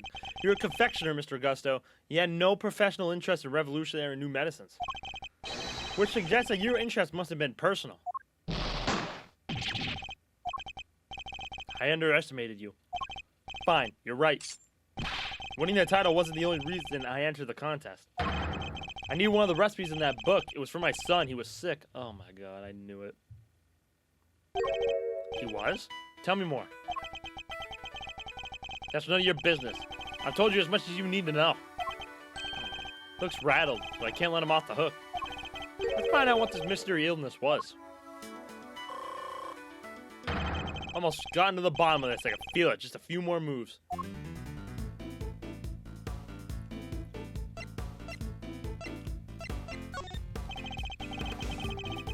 Could you tell me the name of the disease your son suffered from? You're a real cold customer, Mr. Prosecutor. Isn't it enough that he was seriously ill? Why would you force me to tell you more? I don't have a clue as to how to proceed with this.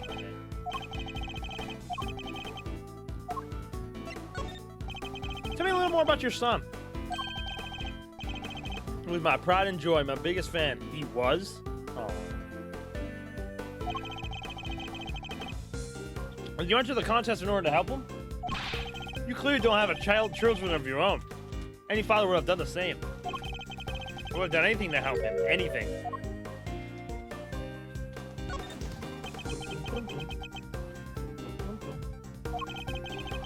He would come see me here at the contest venue too, right up through the semi-final. Really? He didn't get in the way of your work? If you were trying to be Samson Tangaroa, surely you didn't have the time to look after a child. Yeah, well, I wanted to do what I could for him. He said he wanted to always be the first to try my creations. You said your son was sick, Mr. Gusto. And yeah, he was able to come and join you for the contest?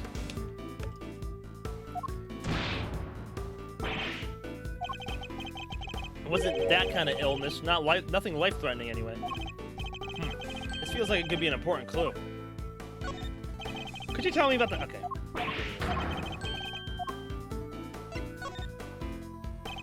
You already shared with me that your son's illness wasn't life-threatening. So why are you so reluctant to share any further details? May not have been life-threatening, but that doesn't mean it hasn't been life-altering. I see. That must have been very hard on both of you. Of course it was. That's why I did everything I could to find a cure. We were desperate. He couldn't taste anything, not even his favorite desserts.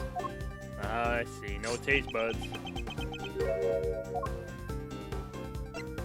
Was he overweight? Wow. Was he fat? As I understand, the Ultimate Cookbook contains the recipe for a very particular medication. One that Mr. Tangaroa used to cure himself on his own taste disorder. So he had it too? Two, you say? So your son has a taste disorder then, am I correct? How'd I let that slip? Even that's me to believe that you needed to win the cookbook in order to cure your son. But was that really the case? Of course it was. What are you saying? I'm saying that I'm not so sure that's true based on everything you've told me. Okay.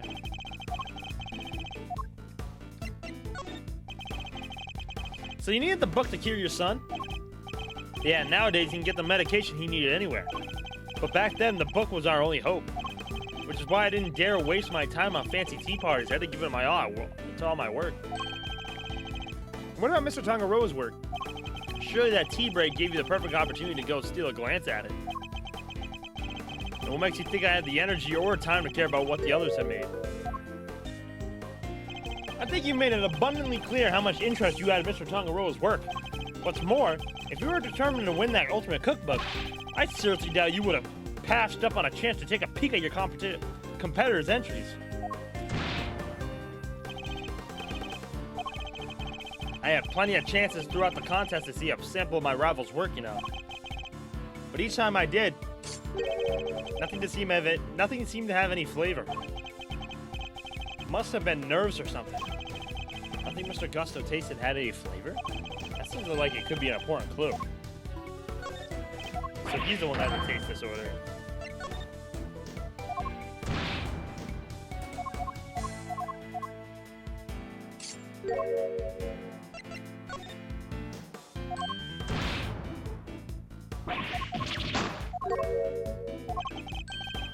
Time to deploy my clue. Taste disorders are difficult to live with. Isn't it easy not being able to enjoy your food? You should know, after all, you just told me you experienced something like that during the contest. You said nothing that you sampled had any flavor. Those were your words, correct? Which would seem to suggest that you were suffering from a taste disorder. Damn, this piece will not go down. A confectioner without a sense of taste? Not exactly ideal. Are you sure it wasn't actually your own condition you were seeking a cure for, Mr. Gusto? I've had enough of your speculations. I managed just fine in that contest. Made all my entries, no problem.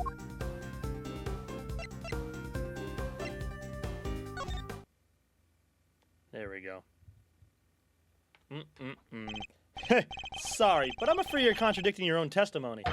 You already admitted that you and Mr. Frost had worked together during the contest. Too late to claim you did it all on your own now.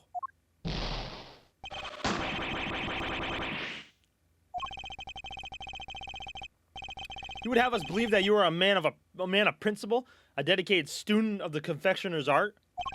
Yet you abandoned those principles and conspired with Mr. Frost to rig the contest. Also, you can cure your own taste disorder. You got me, Mr. Prosecutor. As you said, my sense of taste was shot. My son's was fine. I kept it hidden for so long, 18 years, and nobody knew. Sadly, you can lie to others, but you can't lie to me. Both Mr. Gusto and Mr. Frost entered the contest hoping to obtain the ultimate cookbook. For the medicine that would cure Mr. Gusto's disorder and the money it would bring in for Mr. Frost. Thus, an uneasy alliance was forged. And that, I believe, is checkmate. W. Edgeworth.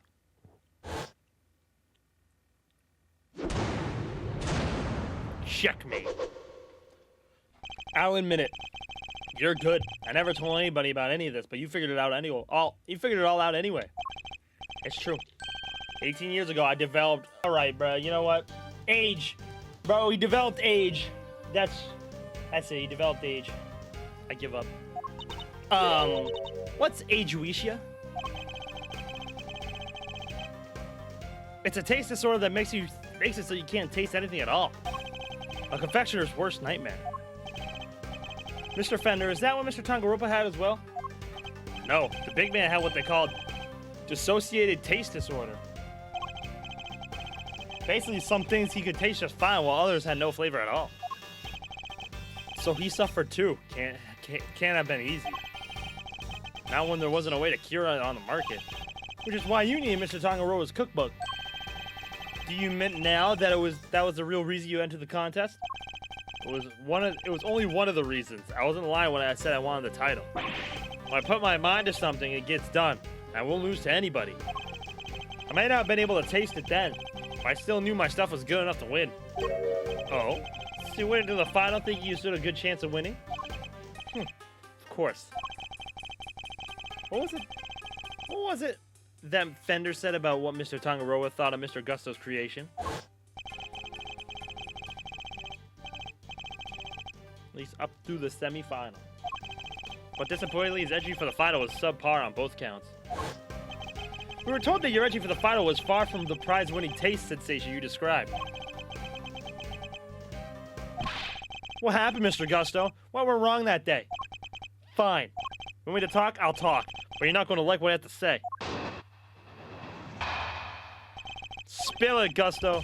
Frost and I were working together right up through the semifinal. I handled the flavor, he did the designing. If I wanted to face Tangaroa in the final on my own, no help, just me and my skill. So I helped Frost with his entry, but mine I did alone. If it didn't taste good in the final, that's on me. What can I say? I lack training. That's all there is to it. Happy now? Doesn't seem to be any obvious contradictions in its testimony. Yep. Not that I thought it'd be easy to get anything real out of him. He's managed to not let slip what really happened for 18 years after all. Why don't you try pushing him a bit, Mazzarino? See if you can shake off something loose. I think I just might have to, Fender.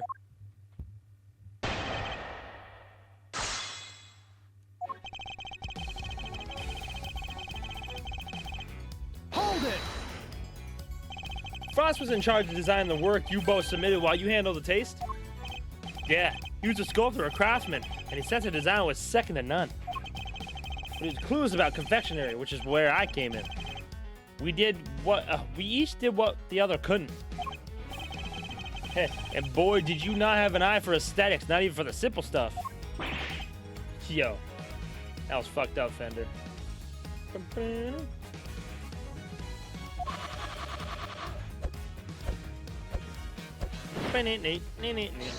Ooh, how do you like me now? Huh? The national symbol of Shangfa. Oh yeah, it's a phoenix. That's awesome. I'll say, pretty different than the stuff you were pumping out 18 years ago. Behold the fruits of my training. I've dedicated my whole life to my craft. But back then, we both needed each other's help, so we joined hands until the final. Hold it! Yeah. You were serious about winning the title then? Of course. The art of confectionery is my life. Why wouldn't I have wanted to be crowned the greatest? But I still have a lot to learn back. then. Guess it's no surprise my work wasn't up to scratch. But the title wasn't the only thing you won. There was the cookbook, too. And you won the book even more than you won the title. Isn't that right, Mr. Gusto? Overruled. Mr. Edgeworth, you are badgering a witness who is still suffering from the effects of today's attacks. I cannot allow this harassment to continue. Yeah, I understand, Your Honor, but ignore him, Mr. Gusto. You need not answer that vile prosecutor's question. But please do continue your testimony in your own time.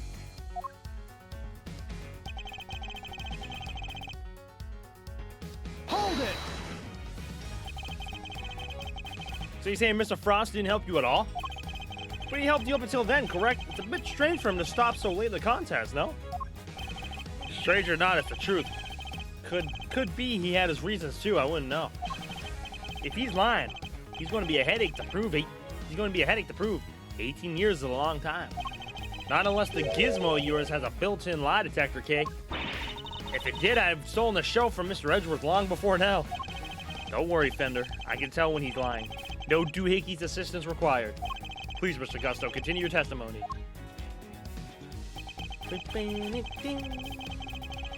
Hold it! And yeah, I heard that your creations prior to the final were scored highly for their flavor. So what went wrong? Was there some kind of cooking accident on that day? No, nothing like that. It was I told you I had a taste disorder. My sense of taste failed me. It's as simple as that. But Mr. Frost said you was complimented on his flavor. Your sense of taste hadn't failed you then. Did something happen overnight?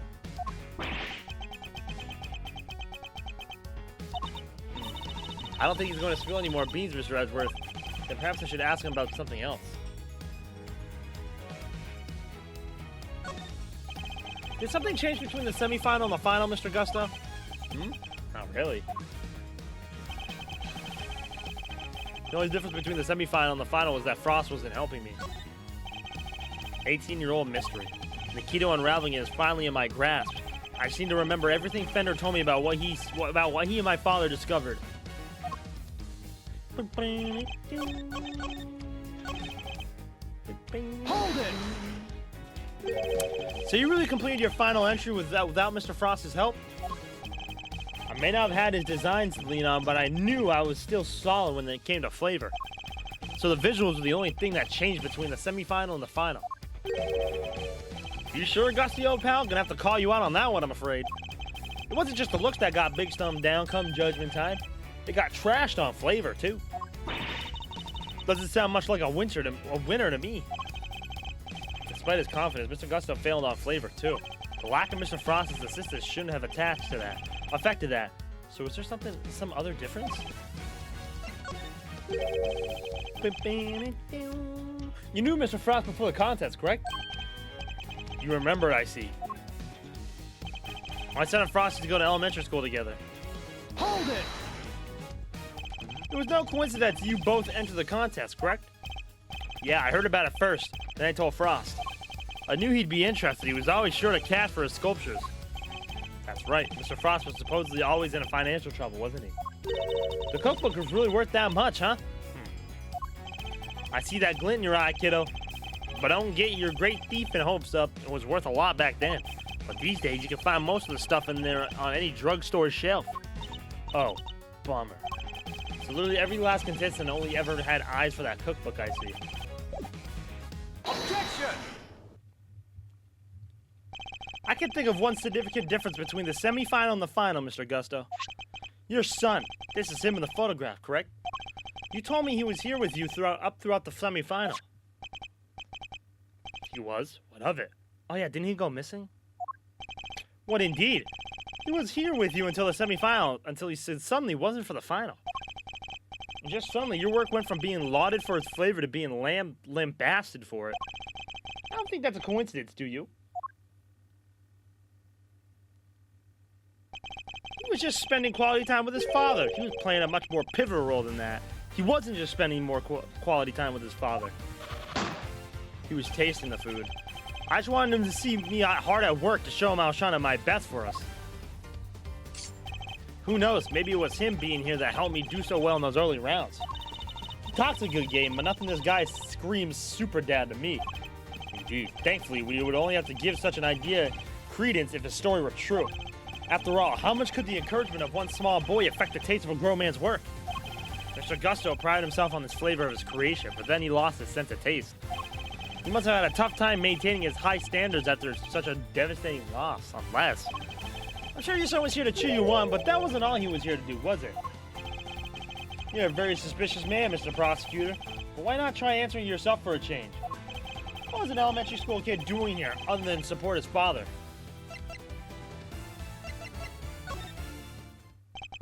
Your son knew the taste of your work pretty well, I imagine, Mr. Gusto.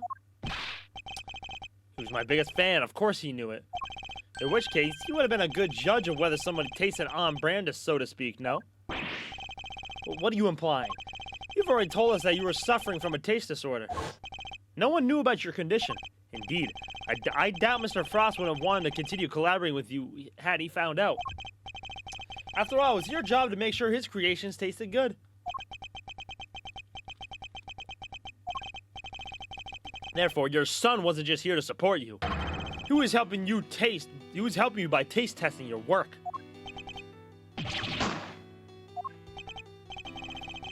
Dang, now it all makes sense. Frost's stuff tasted good because it really was finished the day before when the kid was still here.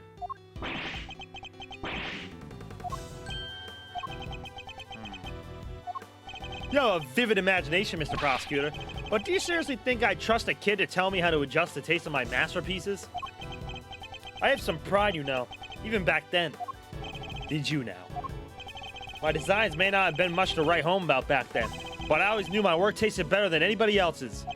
You think I'd risk everything by putting my reputation in the hands of a child? Your child?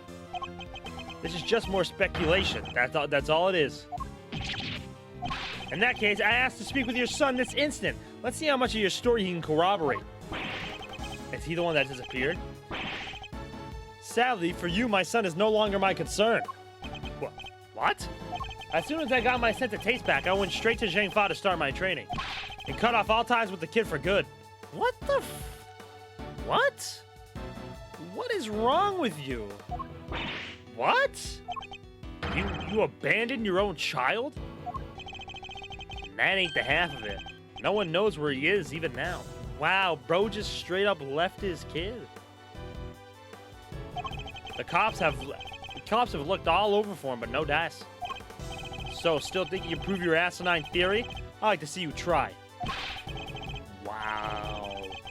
Think I care about anything besides confectionery? Think again. I got my sense of taste back. What do I need to what need do I have for a son? That is so crazy. Silence in the courtroom. While Mr. Gusto's words and actions may demonstrate a certain lack of humanity on his part, the goddess of justice cannot judge him for that. Therefore, Mr. Edgeworth, I believe it is time for you to admit defeat. Yeah, give it up. 18 years is a long time for anything to surface now, proof or otherwise. Mr. Edgeworth, we have to do something. If we don't, the truth might be lost forever. God, where are you, Detective Gumshoe?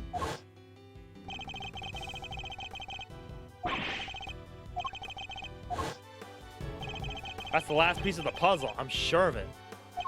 Once we know whose blood it is.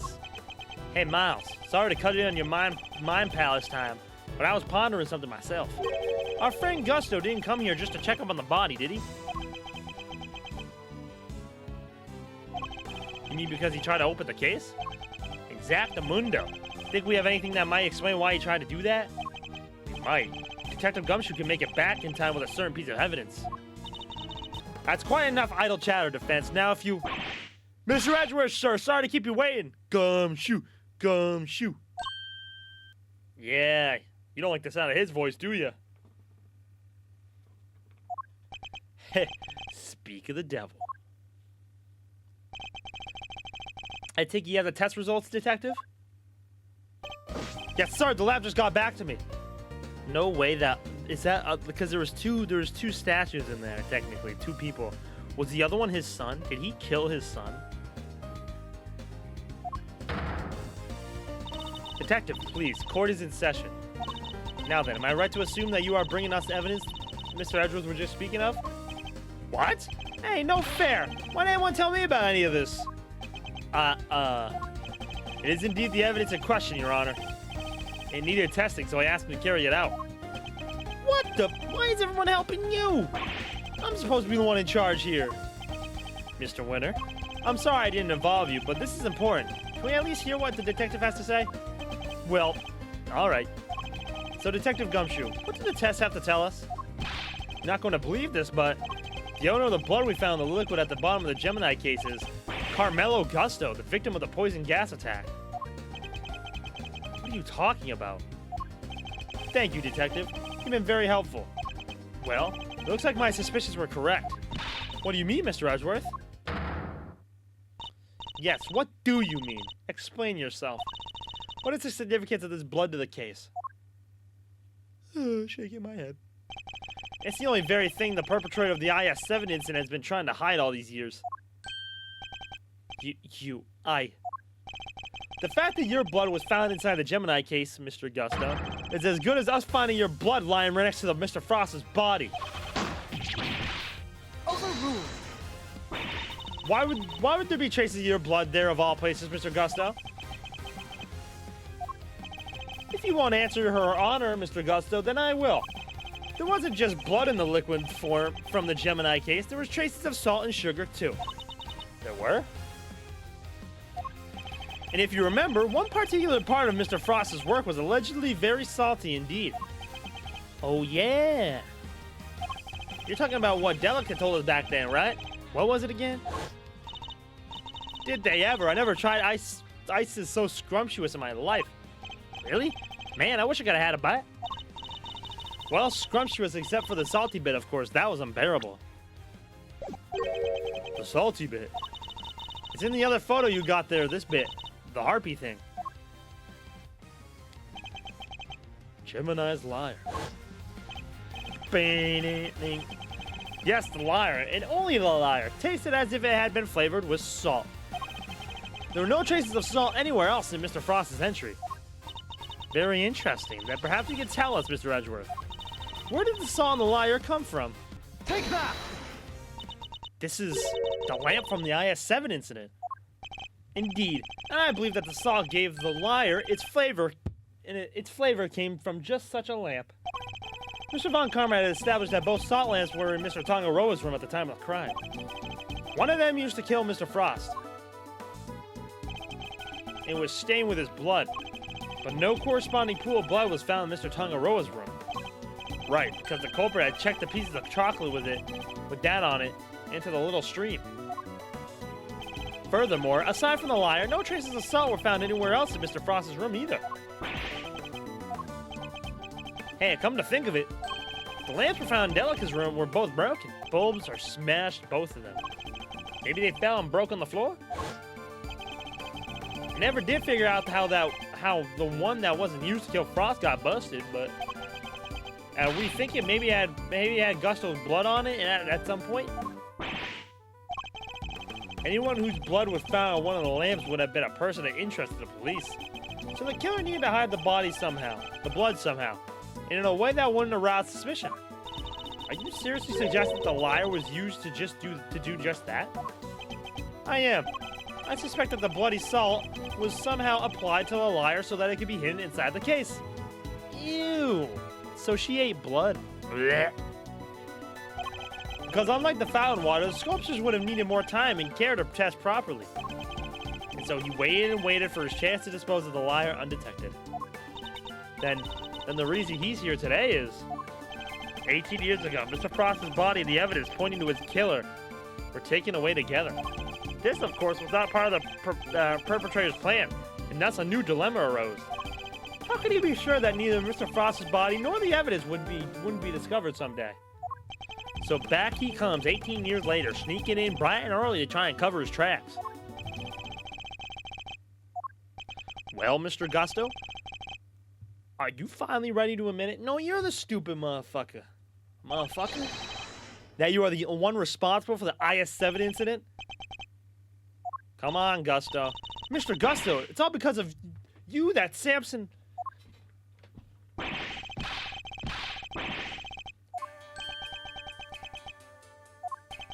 Gusto. So I finally got caught, huh? All these years later? Nobody came close back then. Not even the big shot prosecutor or the attorney. That's some impressive work, Mr. Prosecutor. I have to hand it to you. You admit it then? That you murdered Artie Frost? I do. But the statute of limitations is done. No, you went to Zhang Fa, good sir. You're out of here. Sure I do. I did it. I killed him. But he only had himself to blame. What do you mean by that? He agreed to help me. We were supposed to help each other so that one of us could win. And whoever won supposed to let the other use the cookbook. Well, on the day of the final, the rat finally showed his true colors. Seriously, Frost? We had a deal. Sorry, I'm not helping you in the final. Our little agreement is over, Gusto. But I helped you. I spent all day yesterday making the ice for your pieces. Did you? And you can prove that, I suppose? What do you... Wait, you were planning to betray me right from the start, weren't you? After Frost double-crossed me, I had to make my piece for the final by myself. And like you said, my son wasn't there, so I didn't have any help with the flavor either. So much for the pride you claim to have in your ability to make delicious desserts. Just you wait till my lawyer reaches out. Nuh-uh, bruh. Liar. Go ahead and judge. You have no idea what it was like for someone like me to lose my sense of taste. I gave up everything to become the best. Everything. I take pride in that. Something someone like you could never understand. You're right. I don't understand. Do you take pride in the fact that you resorted to murder? Or that you abandoned your son? Why would I want to understand someone who could do such things? A man can't afford to rely on other people. I learned that the hard way 18 years ago. My son never showed up on the day of the final. And in hindsight, I wouldn't be surprised if Frost was the reason why. Why would you think that? What exactly happened to your son? How am I supposed to know? I told you, he's none of my concern anymore. And according to you guys, nobody knows where he is now either. And you don't care? You're horrible. So with his disappearance, so too went your chance to winning, correct? Yeah, I had to find another way of getting my hands on that book. That's what inspiration struck. I decided to skip afternoon tea and snuck into Tangaroa's room. Should have been so easy. All I had to do was photograph the formulas I needed to get out of there. But then Frost showed up. Oh, damn. I thought I might find you here. stealing recipes from the famous cookbook, Toot toot toot. Frost. What's this? A cure for taste disorders. Oh no, that's just too tragic. A confectioner who can't taste anything. What will people say? If you tell anybody, I'll... Yo, what? You can't even hit me, you miserable worm. Damn. Why, you... Frost shoved me hard when I went to punch him. Knocked me clean off my feet. I crashed into one of the lamps. Must have been one of my blood got on it. So Mr. Frost wasn't the first one to get hurt. When it was all over, I realized I had to get rid of that blood somehow, so I scraped off the bloodied bits. I dissolved the salt shavings into some flavored ice mixture and brushed it all over the harp. And that's how you made the evidence linking to you, the murder, vanish. Frost was going to blackmail me. He would have made me give him money to keep quiet about my condition. So you decided to kill him? Yeah, I guess I did. Why would I let him live? Why would you want someone holding something like that over your head? Besides, he's the one who drew first blood. Makes for a solid case of self-defense, don't you think? So that was the impetus behind all of it. Anyway, I initially took the lamp to Frost's room. Went straight there once I figured out how I was going to hide the bloody part. Inspired by the all-ice sculpture tools lying about the place, I guess. You're not as dumb as you pretend to be. Yeah, figured I could use them to chip it off and grind it up. Once that was done, painting the stuff over the harp was easy. Oh, why, Samson? Why did you have to frame him?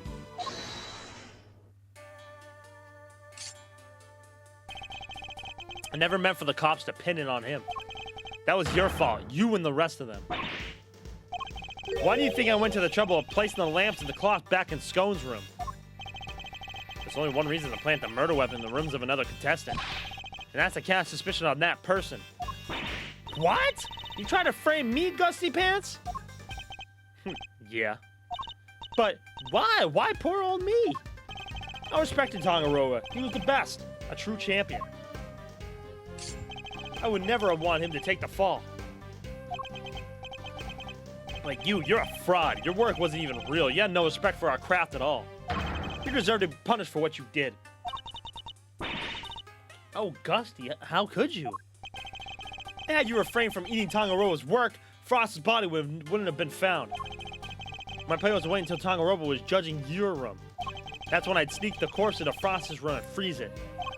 But thanks to you, Bound here found it before I had the chance to retrieve it. I don't understand. Why did you need to freeze his body at all? Why indeed? Mr. Edgeworth, surely you must know. Why did Mr. Gusto need to freeze Mr. Frost's body? Mr. Gusto needed to freeze Mr. Frost's body in order to obscure the time of death. If they determined that the murder occurred during the afternoon tea, he would have been an obvious suspect. Bingo! Freezing Frost's body wasn't simple. Preparing everything took time. So I decided to put his body in the chest in Tangaroa's room, while I got everything ready in Frost's. At the time, it seemed like the perfect hiding place. Never count on some gluttonous pharmacist showing up and making the whole ship collapse. I still don't get it though. Why disguise the body as an ice sculpture at all? The sooner it was found, the smaller the effect of the freezing it would have on masking the time of death. Therefore, he needed to disguise it, at least until it had fully frozen. How awful. Using Mr. Frost's own work to help you cover up the truth behind his murder.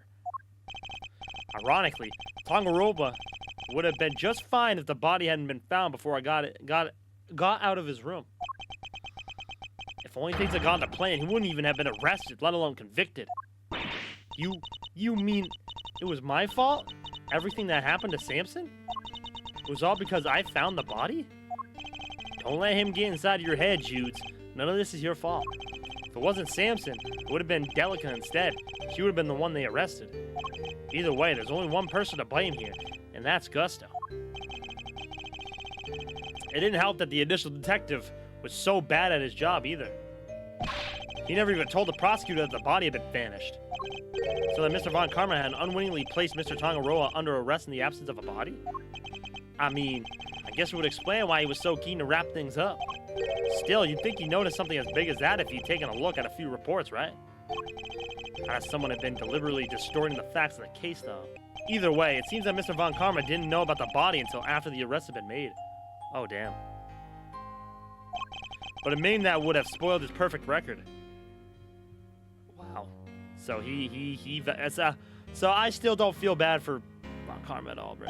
So he kept it to himself and proceeded to prosecute Mr. Tangaroa regardless. Can this really be true? You don't feel bad at all?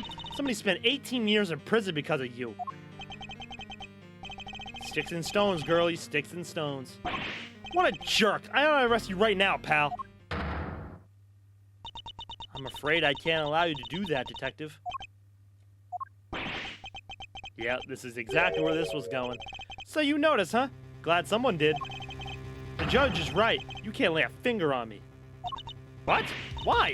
You just confessed to murder. No idea, huh? Then I guess I'd better lay it all out for you. Oh, yeah, I already know where this is going. I killed Frost 18 years ago. The statute of limitations for murder in this country is 15 years. You do the math. You can't arrest me. You'd think I'd confess otherwise? That's right, the statute of limitations is only 15 years. Is this really the end of the line, Mr. Edgeworth? Once the statute is expired, he can't be charged, so... But... How unfortunate, Mr. Edgeworth. I'm afraid that both Mr. Gusto's confession and your deductions will have to be struck from the record. And that Mr. Tangaroa's conviction will remain in place. What? But he still stays in jail? That's kind of crazy. But we finally proven that the police never had Mr. Frost's body in their possession. Even if we can't arrest Mr. Gusto, surely Mr. Tangaroa has grounds for a retrial on that basis. Does he? I wouldn't be so sure. I'm afraid that the goddess's judgments are somewhat harder to overturn than you might imagine. So the committee means for the verdict from the 18 years ago to stand, no matter what? Why? There must be something we could do, something to bring Mr. Gusto down. Oh, I already know, don't you worry. Hold it! Depending on your actions over the last 18 years, the statute may not have expired yet. This ought to be good. Alright, I got nothing to hide. If there's something you want to ask it. Very well. Tell us where you've been and what you've been doing since the incident. Sure. Not long after the contest, I was able to cure my taste disorder thanks to the formula from that book. And not so long after that, I went to Shake Fa to really buckle down and hone my craft. That explains a lot. We tried to contact you after the fact, but I guess you were long gone by then, huh? Could be. I left. Let's see. Around a year and a half after the murder. It was before Tangaroa's last day in court. Going to Zhangfa was the best thing I ever did. Flavor, design, I'm the full package now. Objection! And all on the backs of those whose lives you destroyed. What's an omelet without a few eggs, Nothing, Mr. Prosecutor. Nothing. You're evil. Sticks and stones, girlie. Can't arrest me, and that's all that matters. I need more to work with. There has to be something I can get out of him. Maybe I can push him further on the statements he just made. Is there anything I should follow up on? I'd like you to tell us more about your training in Zhangfa, if you wouldn't mind. Fine.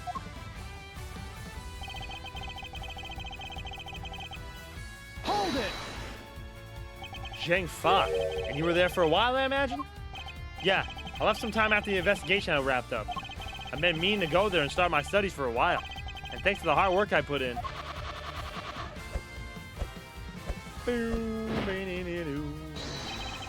That is cool. My designs are now world class. Whoa, that's amazing. You like it? It's yours. Really? All right. So you spent some time in Shake Fa training. Objection! The statute of limitations for murder is subject to the following condition. The statute is suspended should the suspect flee to a foreign country, which means that the time you spend abroad doesn't count toward the total time under the statute.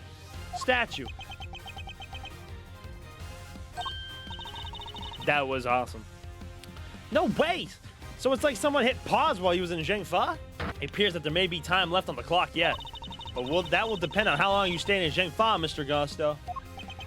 Sure, it was 3 years exactly.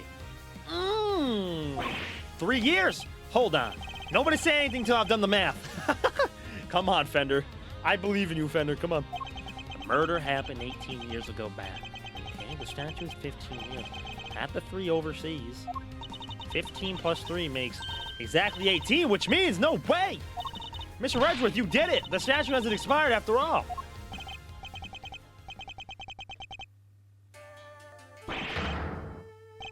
Bingo! 18 years exactly. Glad you worked it out for ourselves. She's been stringing us along this whole time? Why is he laughing? We're good, aren't we? We can arrest him now. I hate to break it to you, little sis, but IS-7 went down at the end of December. It's April now, which means, strictly speaking, it's been 18 years and 4 months since Frost's murder.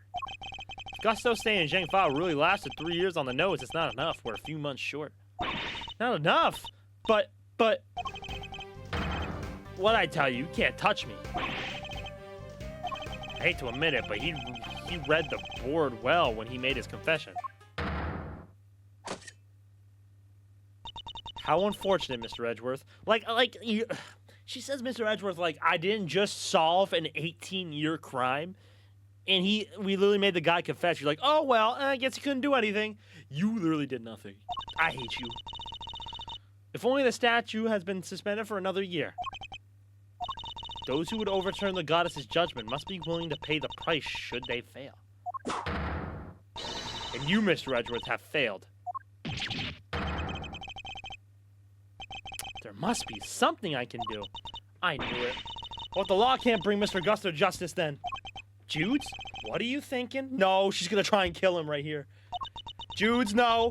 Judes, no! Objection! There's no need to go add into your rap sheet just yet. We're not done here. Far from it. Cause there's still a way we can nail him. Oh yeah. Oh, they got the Fender theme going, bruh. Oh yeah. Oh yeah. There is? She was about to kill him right here, dog. Alright, Miles Reno. Pep talk. I need you to think back over everything we know about the case. Gusto's overlooked one critical thing that you yourself were led to believe wrongly about. Which is? He wasn't there for Samson's last trial, remember? Best I can tell, he doesn't seem to know what the final verdict that came down that day is. Which means there's still one way left to us. Crack open your statues for dummies there and take another look. 17 years ago, they really did a number on Samson and framed him like a pretty picture. But we make a good use of that verdict now, we can make Gusto pay in full for what he's done. Pender, are you?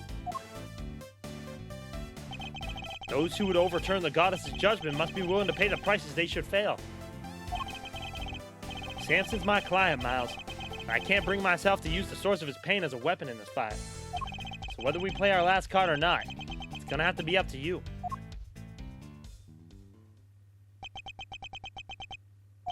Bringing Mr. Gusto to justice can only happen if I use the outcome of that hard-fought trial. So, should I raise an objection to playing that card or not? Tangaroa was an accomplice, but he'd still be stuck in jail. And Gusto would be Gusto would go in for murder.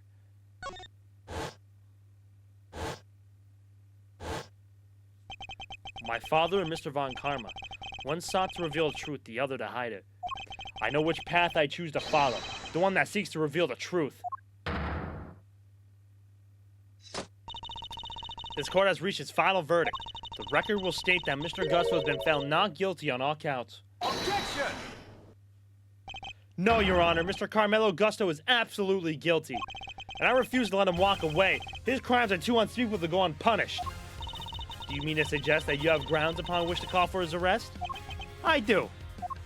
Now to show Judge Gavell something that proves the statute of limitations hasn't yet expired.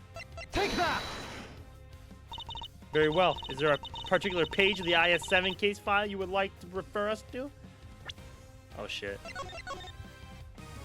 I'd like to direct your attention to the page concerning the suspect. As you can see, Samson Tangaroa was convicted as an accomplice. And it took around 1 year for his indictment for that verdict to be reached. Yes, that does seem to be the case. The book you gave us details certain conditions pertaining to the statute of limitations for murder. One of them, as I mentioned, is that the statute is suspended if the suspect flees the country. And another states that the statute is suspended from the time of any accomplice's indictment to the end of their trial. What? Tangaroa was convicted as an accomplice? Yep. Guess you were in Zhengfa when the verdict came down.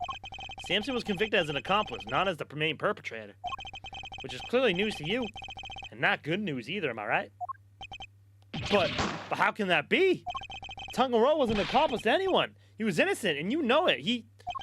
Oh, we know it. It's what we've been trying to prove all along. In a pleasing twist of fate, his wrongful conviction will be the very thing that sets him free. If you spent 3 years in Zhengfa, your accomplice, Samson Tangaroa, was on trial for 1 year.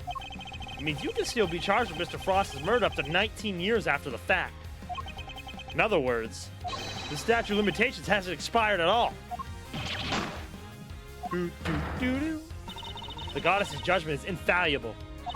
But that her servants, it appears, is not. It seems the prosecutor in charge of this case may have erred. Unbelievably, we may have no choice but to instigate a full inquiry. No. How could this... You weren't supposed to be able to... Objection! 18 years ago. That's a long time to let somebody else suffer for your crimes. It's time to pay the piper, Gusto, and not a moment too soon. Oh yeah, the hat came off. But I'm finally the greatest. My brilliance has been recognized. I gave up everything for this. Everything. More's the pity. But you can't run from the law forever because the bills come due at last.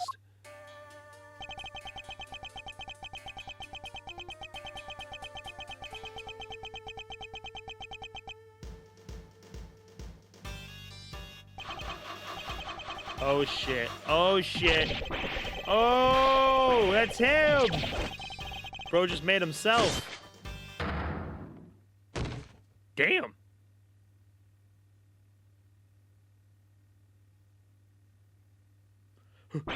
Mr. Gus is all set for his trip downtown, sir. Oh, good. Which means it's your turn next, right? I suppose so. Jude, I'm so sorry, everybody. I've caused you all so much trouble. But thank you. Thank you so much for bringing Mr. Gusto to justice at last. I'm afraid there's no escaping the consequences of your actions, Miss Bound. But those actions were born of the legal mistakes that were made all those years ago. We all know that. So allow me to apologize in return on behalf of the prosecution. Oh no, I have no one to blame but myself for it all. Starting with those sculptures. Hey Jude, you think you might want me to represent you? I'm not some nervous newbie anymore. There's no way I'm letting you take the rap for everything. Aww. Oh, I'd be honored. Thank you, Mr. Fender. Aw, Fender. How can you not love Fender, bro? Shit's making me a little teary-eyed. Aw, look at Fender, bro. I love the shrug, dog.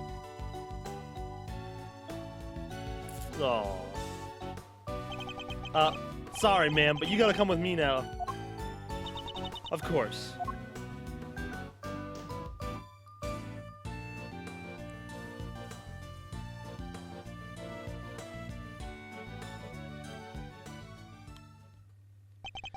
Judge Gavel, why did you lie to us?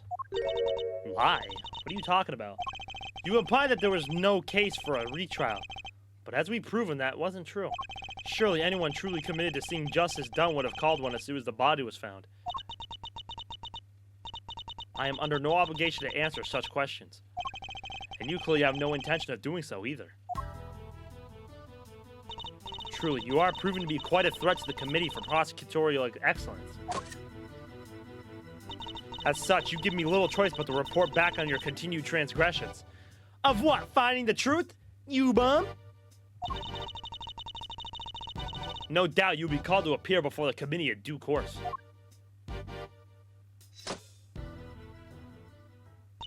Now, I must be on my way. What the heck? And after you caught the real killer and everything. Isn't that what prosecutors are supposed to do?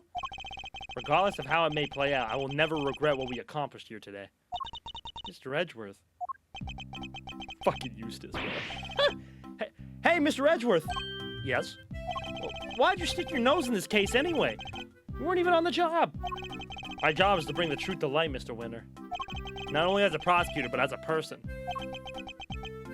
I don't get it. I wouldn't expect you to understand. Not as long as you believe that closing a case makes you a winner. That's going way over my head. I'm going home. What was that all about? Houston still has a lot to learn is all. Milesy Wilesy. Yes? I just want to say old Greggy Pegleg would have been proud of you today. Oh, look at me tearing up. Oh, that, and thanks for helping poor Sammy Popel. Of course. Hey, Edgy! Looks like you cleared everything up, huh? I forgot Larry was here. Larry! So, what happened exactly? I was kind of busy sketching. Wait, where did Judy and Verity go? Wow, you really weren't paying attention, were you? Though I am loath to admit, Larry's sketches did come through for us on more than one occasion. Fucking Larry, bro. Another MVP case for Larry. I'm telling you, bro. He might be the smartest guy in this entire series, bro, and we don't know it. Not that I'm about to tell him that. Quit declaring, will ya? Whatever I did, I'm sorry. Calm down, Larry. I wasn't glaring at you. You totally were. You were just like your pop. He was a terrible liar, too. He was? Listen, I'm gonna head out. Need to fill Samson on what went down today. You wanna come with? Yes, of course. Great, then I'm coming too. Oh, we get to go see Samson again. After 18 years in the clink, bro. Jeez. So what's Mr. Tangaroa like? I can't finally wait to meet him. Oh, he's a real sweetheart. You'll love him. Even while locked up, he can't help but make all sorts of cookies and cakes for everyone. That's why 3 p.m. cake extravaganza is the thing for prisoners and gods alike. Really? That sounds awesome. Think there'll be any left for us to try? Didn't we find a few slices of chocolate cake in the prison the other day? Could they have been some of Mr. Tangaroa's baked goods? That would be so funny. Oh my god, there he is. Gummy, what are you doing here? I heard you were all coming to see Mr. Tangaroa, so I volunteered to escort him. Damn, he looks so old, bro. Ugh. He looks so old, bro. I feel so bad. 57. Prosecutor Miles Edgeworth, at your service. Now Mr. Edgeworth's trusty sidekick, Kay Faraday. Very nice to meet you both. Miles here is Gregory's son. Is that so? Your father was very kind to me and fought so hard for my case. But in the end, I betrayed him. I made a false confession and... Don't worry, Mr. Tangaroa. Mr. Fender has explained everything to me. Sure did. And now we're here to tell you the truth about what happened 18 years ago. The truth? Judy did all that for me? Crazy kid racked her brain for 18 years until she finally figured out how to set you free. What can I say? Turns out she really would do anything for you. Oh, Judy. I never did anything to deserve such devotion. Come now, Mr. Tangaroa. I think we all know that's not true. The bond between the two of you has held strong for all these years, after all. You think so? I guess I better show him. Which piece of evidence is proof of that bond of Mr. Tangaroa and Miss Bound's share? Take that! Those chocolates. Judy made them, didn't she? Yes, she did. They're super delicious and sweet. Miss Bound continued making them just as you taught her, even after that fateful day. So that there would always be some waiting for you when you finally came home. Judy. Oh, I'm gonna cry. Oh, God, this is such a good case, bro. I bet they're beyond super sweet then, aren't they? Very much so, I'm afraid. I only wish we could hand them to you. Don't worry, sir. I'll make sure he gets them later. Which would be a clear breach of prison policy. Not that I have the authority now to stop him anyway. Thank you very much. You know, Detective, something about you reminds me of Detective Bad. Oh, stop. Oh my god, bro. Stop. Really, pal? Because I look up to him a lot. He's my role model. You don't say. It seems fate likes to bring people of all sorts together, huh? You hang in there, Samson, just a little longer. I should be able to get you out soon. I'm sorry it taken so long. Nobody should have had to wait 18 years to get justice. Oh. case hits so hard, bro. Don't be silly, Eddie. I'm the one who should be saying sorry. Or rather, thank you, truly. Samson. Well, I guess it's my turn to wait for Dewey to come home now. I better make sure there's something delicious on the table for her when she finally walks through that door. Don't let me down, Eddie. Leave it to me, big guy. Oh, man. The IS-7 incident, it's been 18 long years, but this whole case we inherited from my father. And this whole tie-in between Miles and his father, and Miles' father's last case, and Miles being able to finish it after all these years, bro. Ugh. Peak, bro. Absolute cinema. I'm doing the meme thing right now, but you can't see it. And all I can tell is, I'm not crying. You are crying. I know, Jiro. This case is so fucking emotional, bro. What's up, homie? This case. It's finally coming to a close.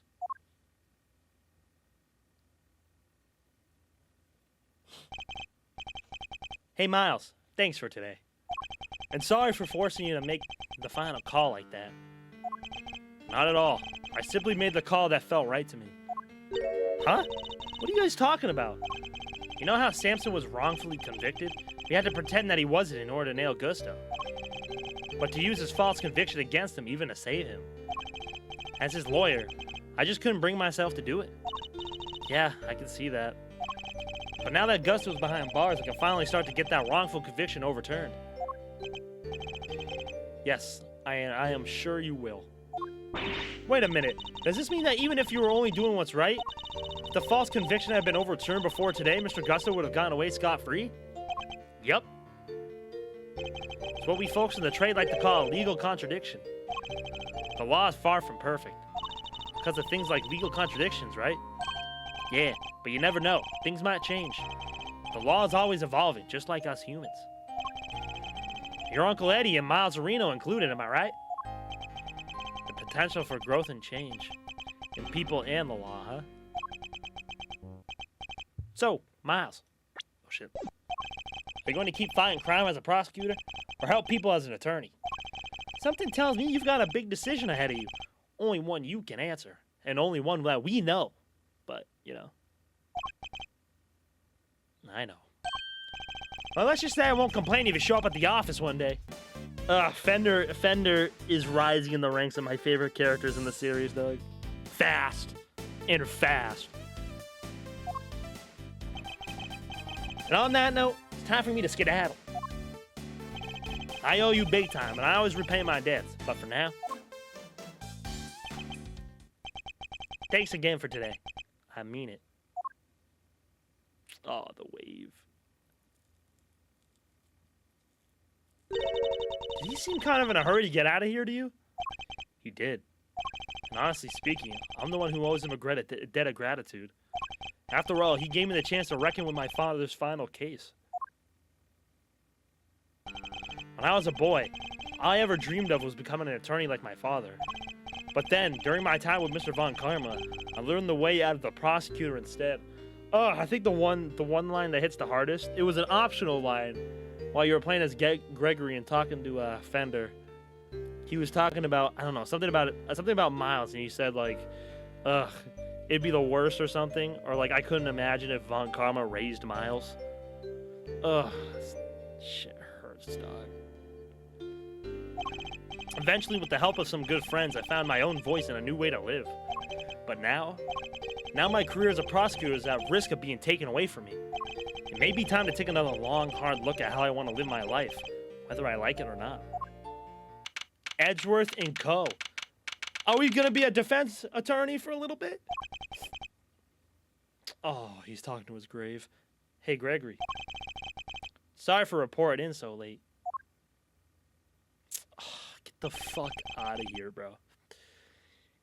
It may have taken 18 years, but we're finally in position to prove Samson's innocence. All thanks to your boy, Miles. I couldn't have done it without him. You should have seen him. The way he fought for the truth gave me chills. It was like I was watching you.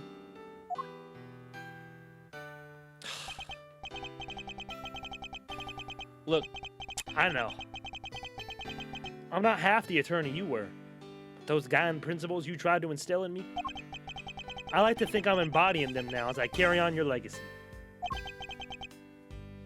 Here's hoping. Oh, look at this picture, bro. I love this picture. Your boy will be joining me in that soon. Jesus. Fancy office? That was a fancy-ass office. What is the right answer? Which path should I choose? Oh, shit. I didn't get to read the first part. I'm sorry. Yeah, but there was also a line like, so I'm like a big brother for Miles, huh? Yeah. Ugh. What a great case, bro. That was even like a final case. That was literally like the middle case of the game. How crazy is that? Jesus.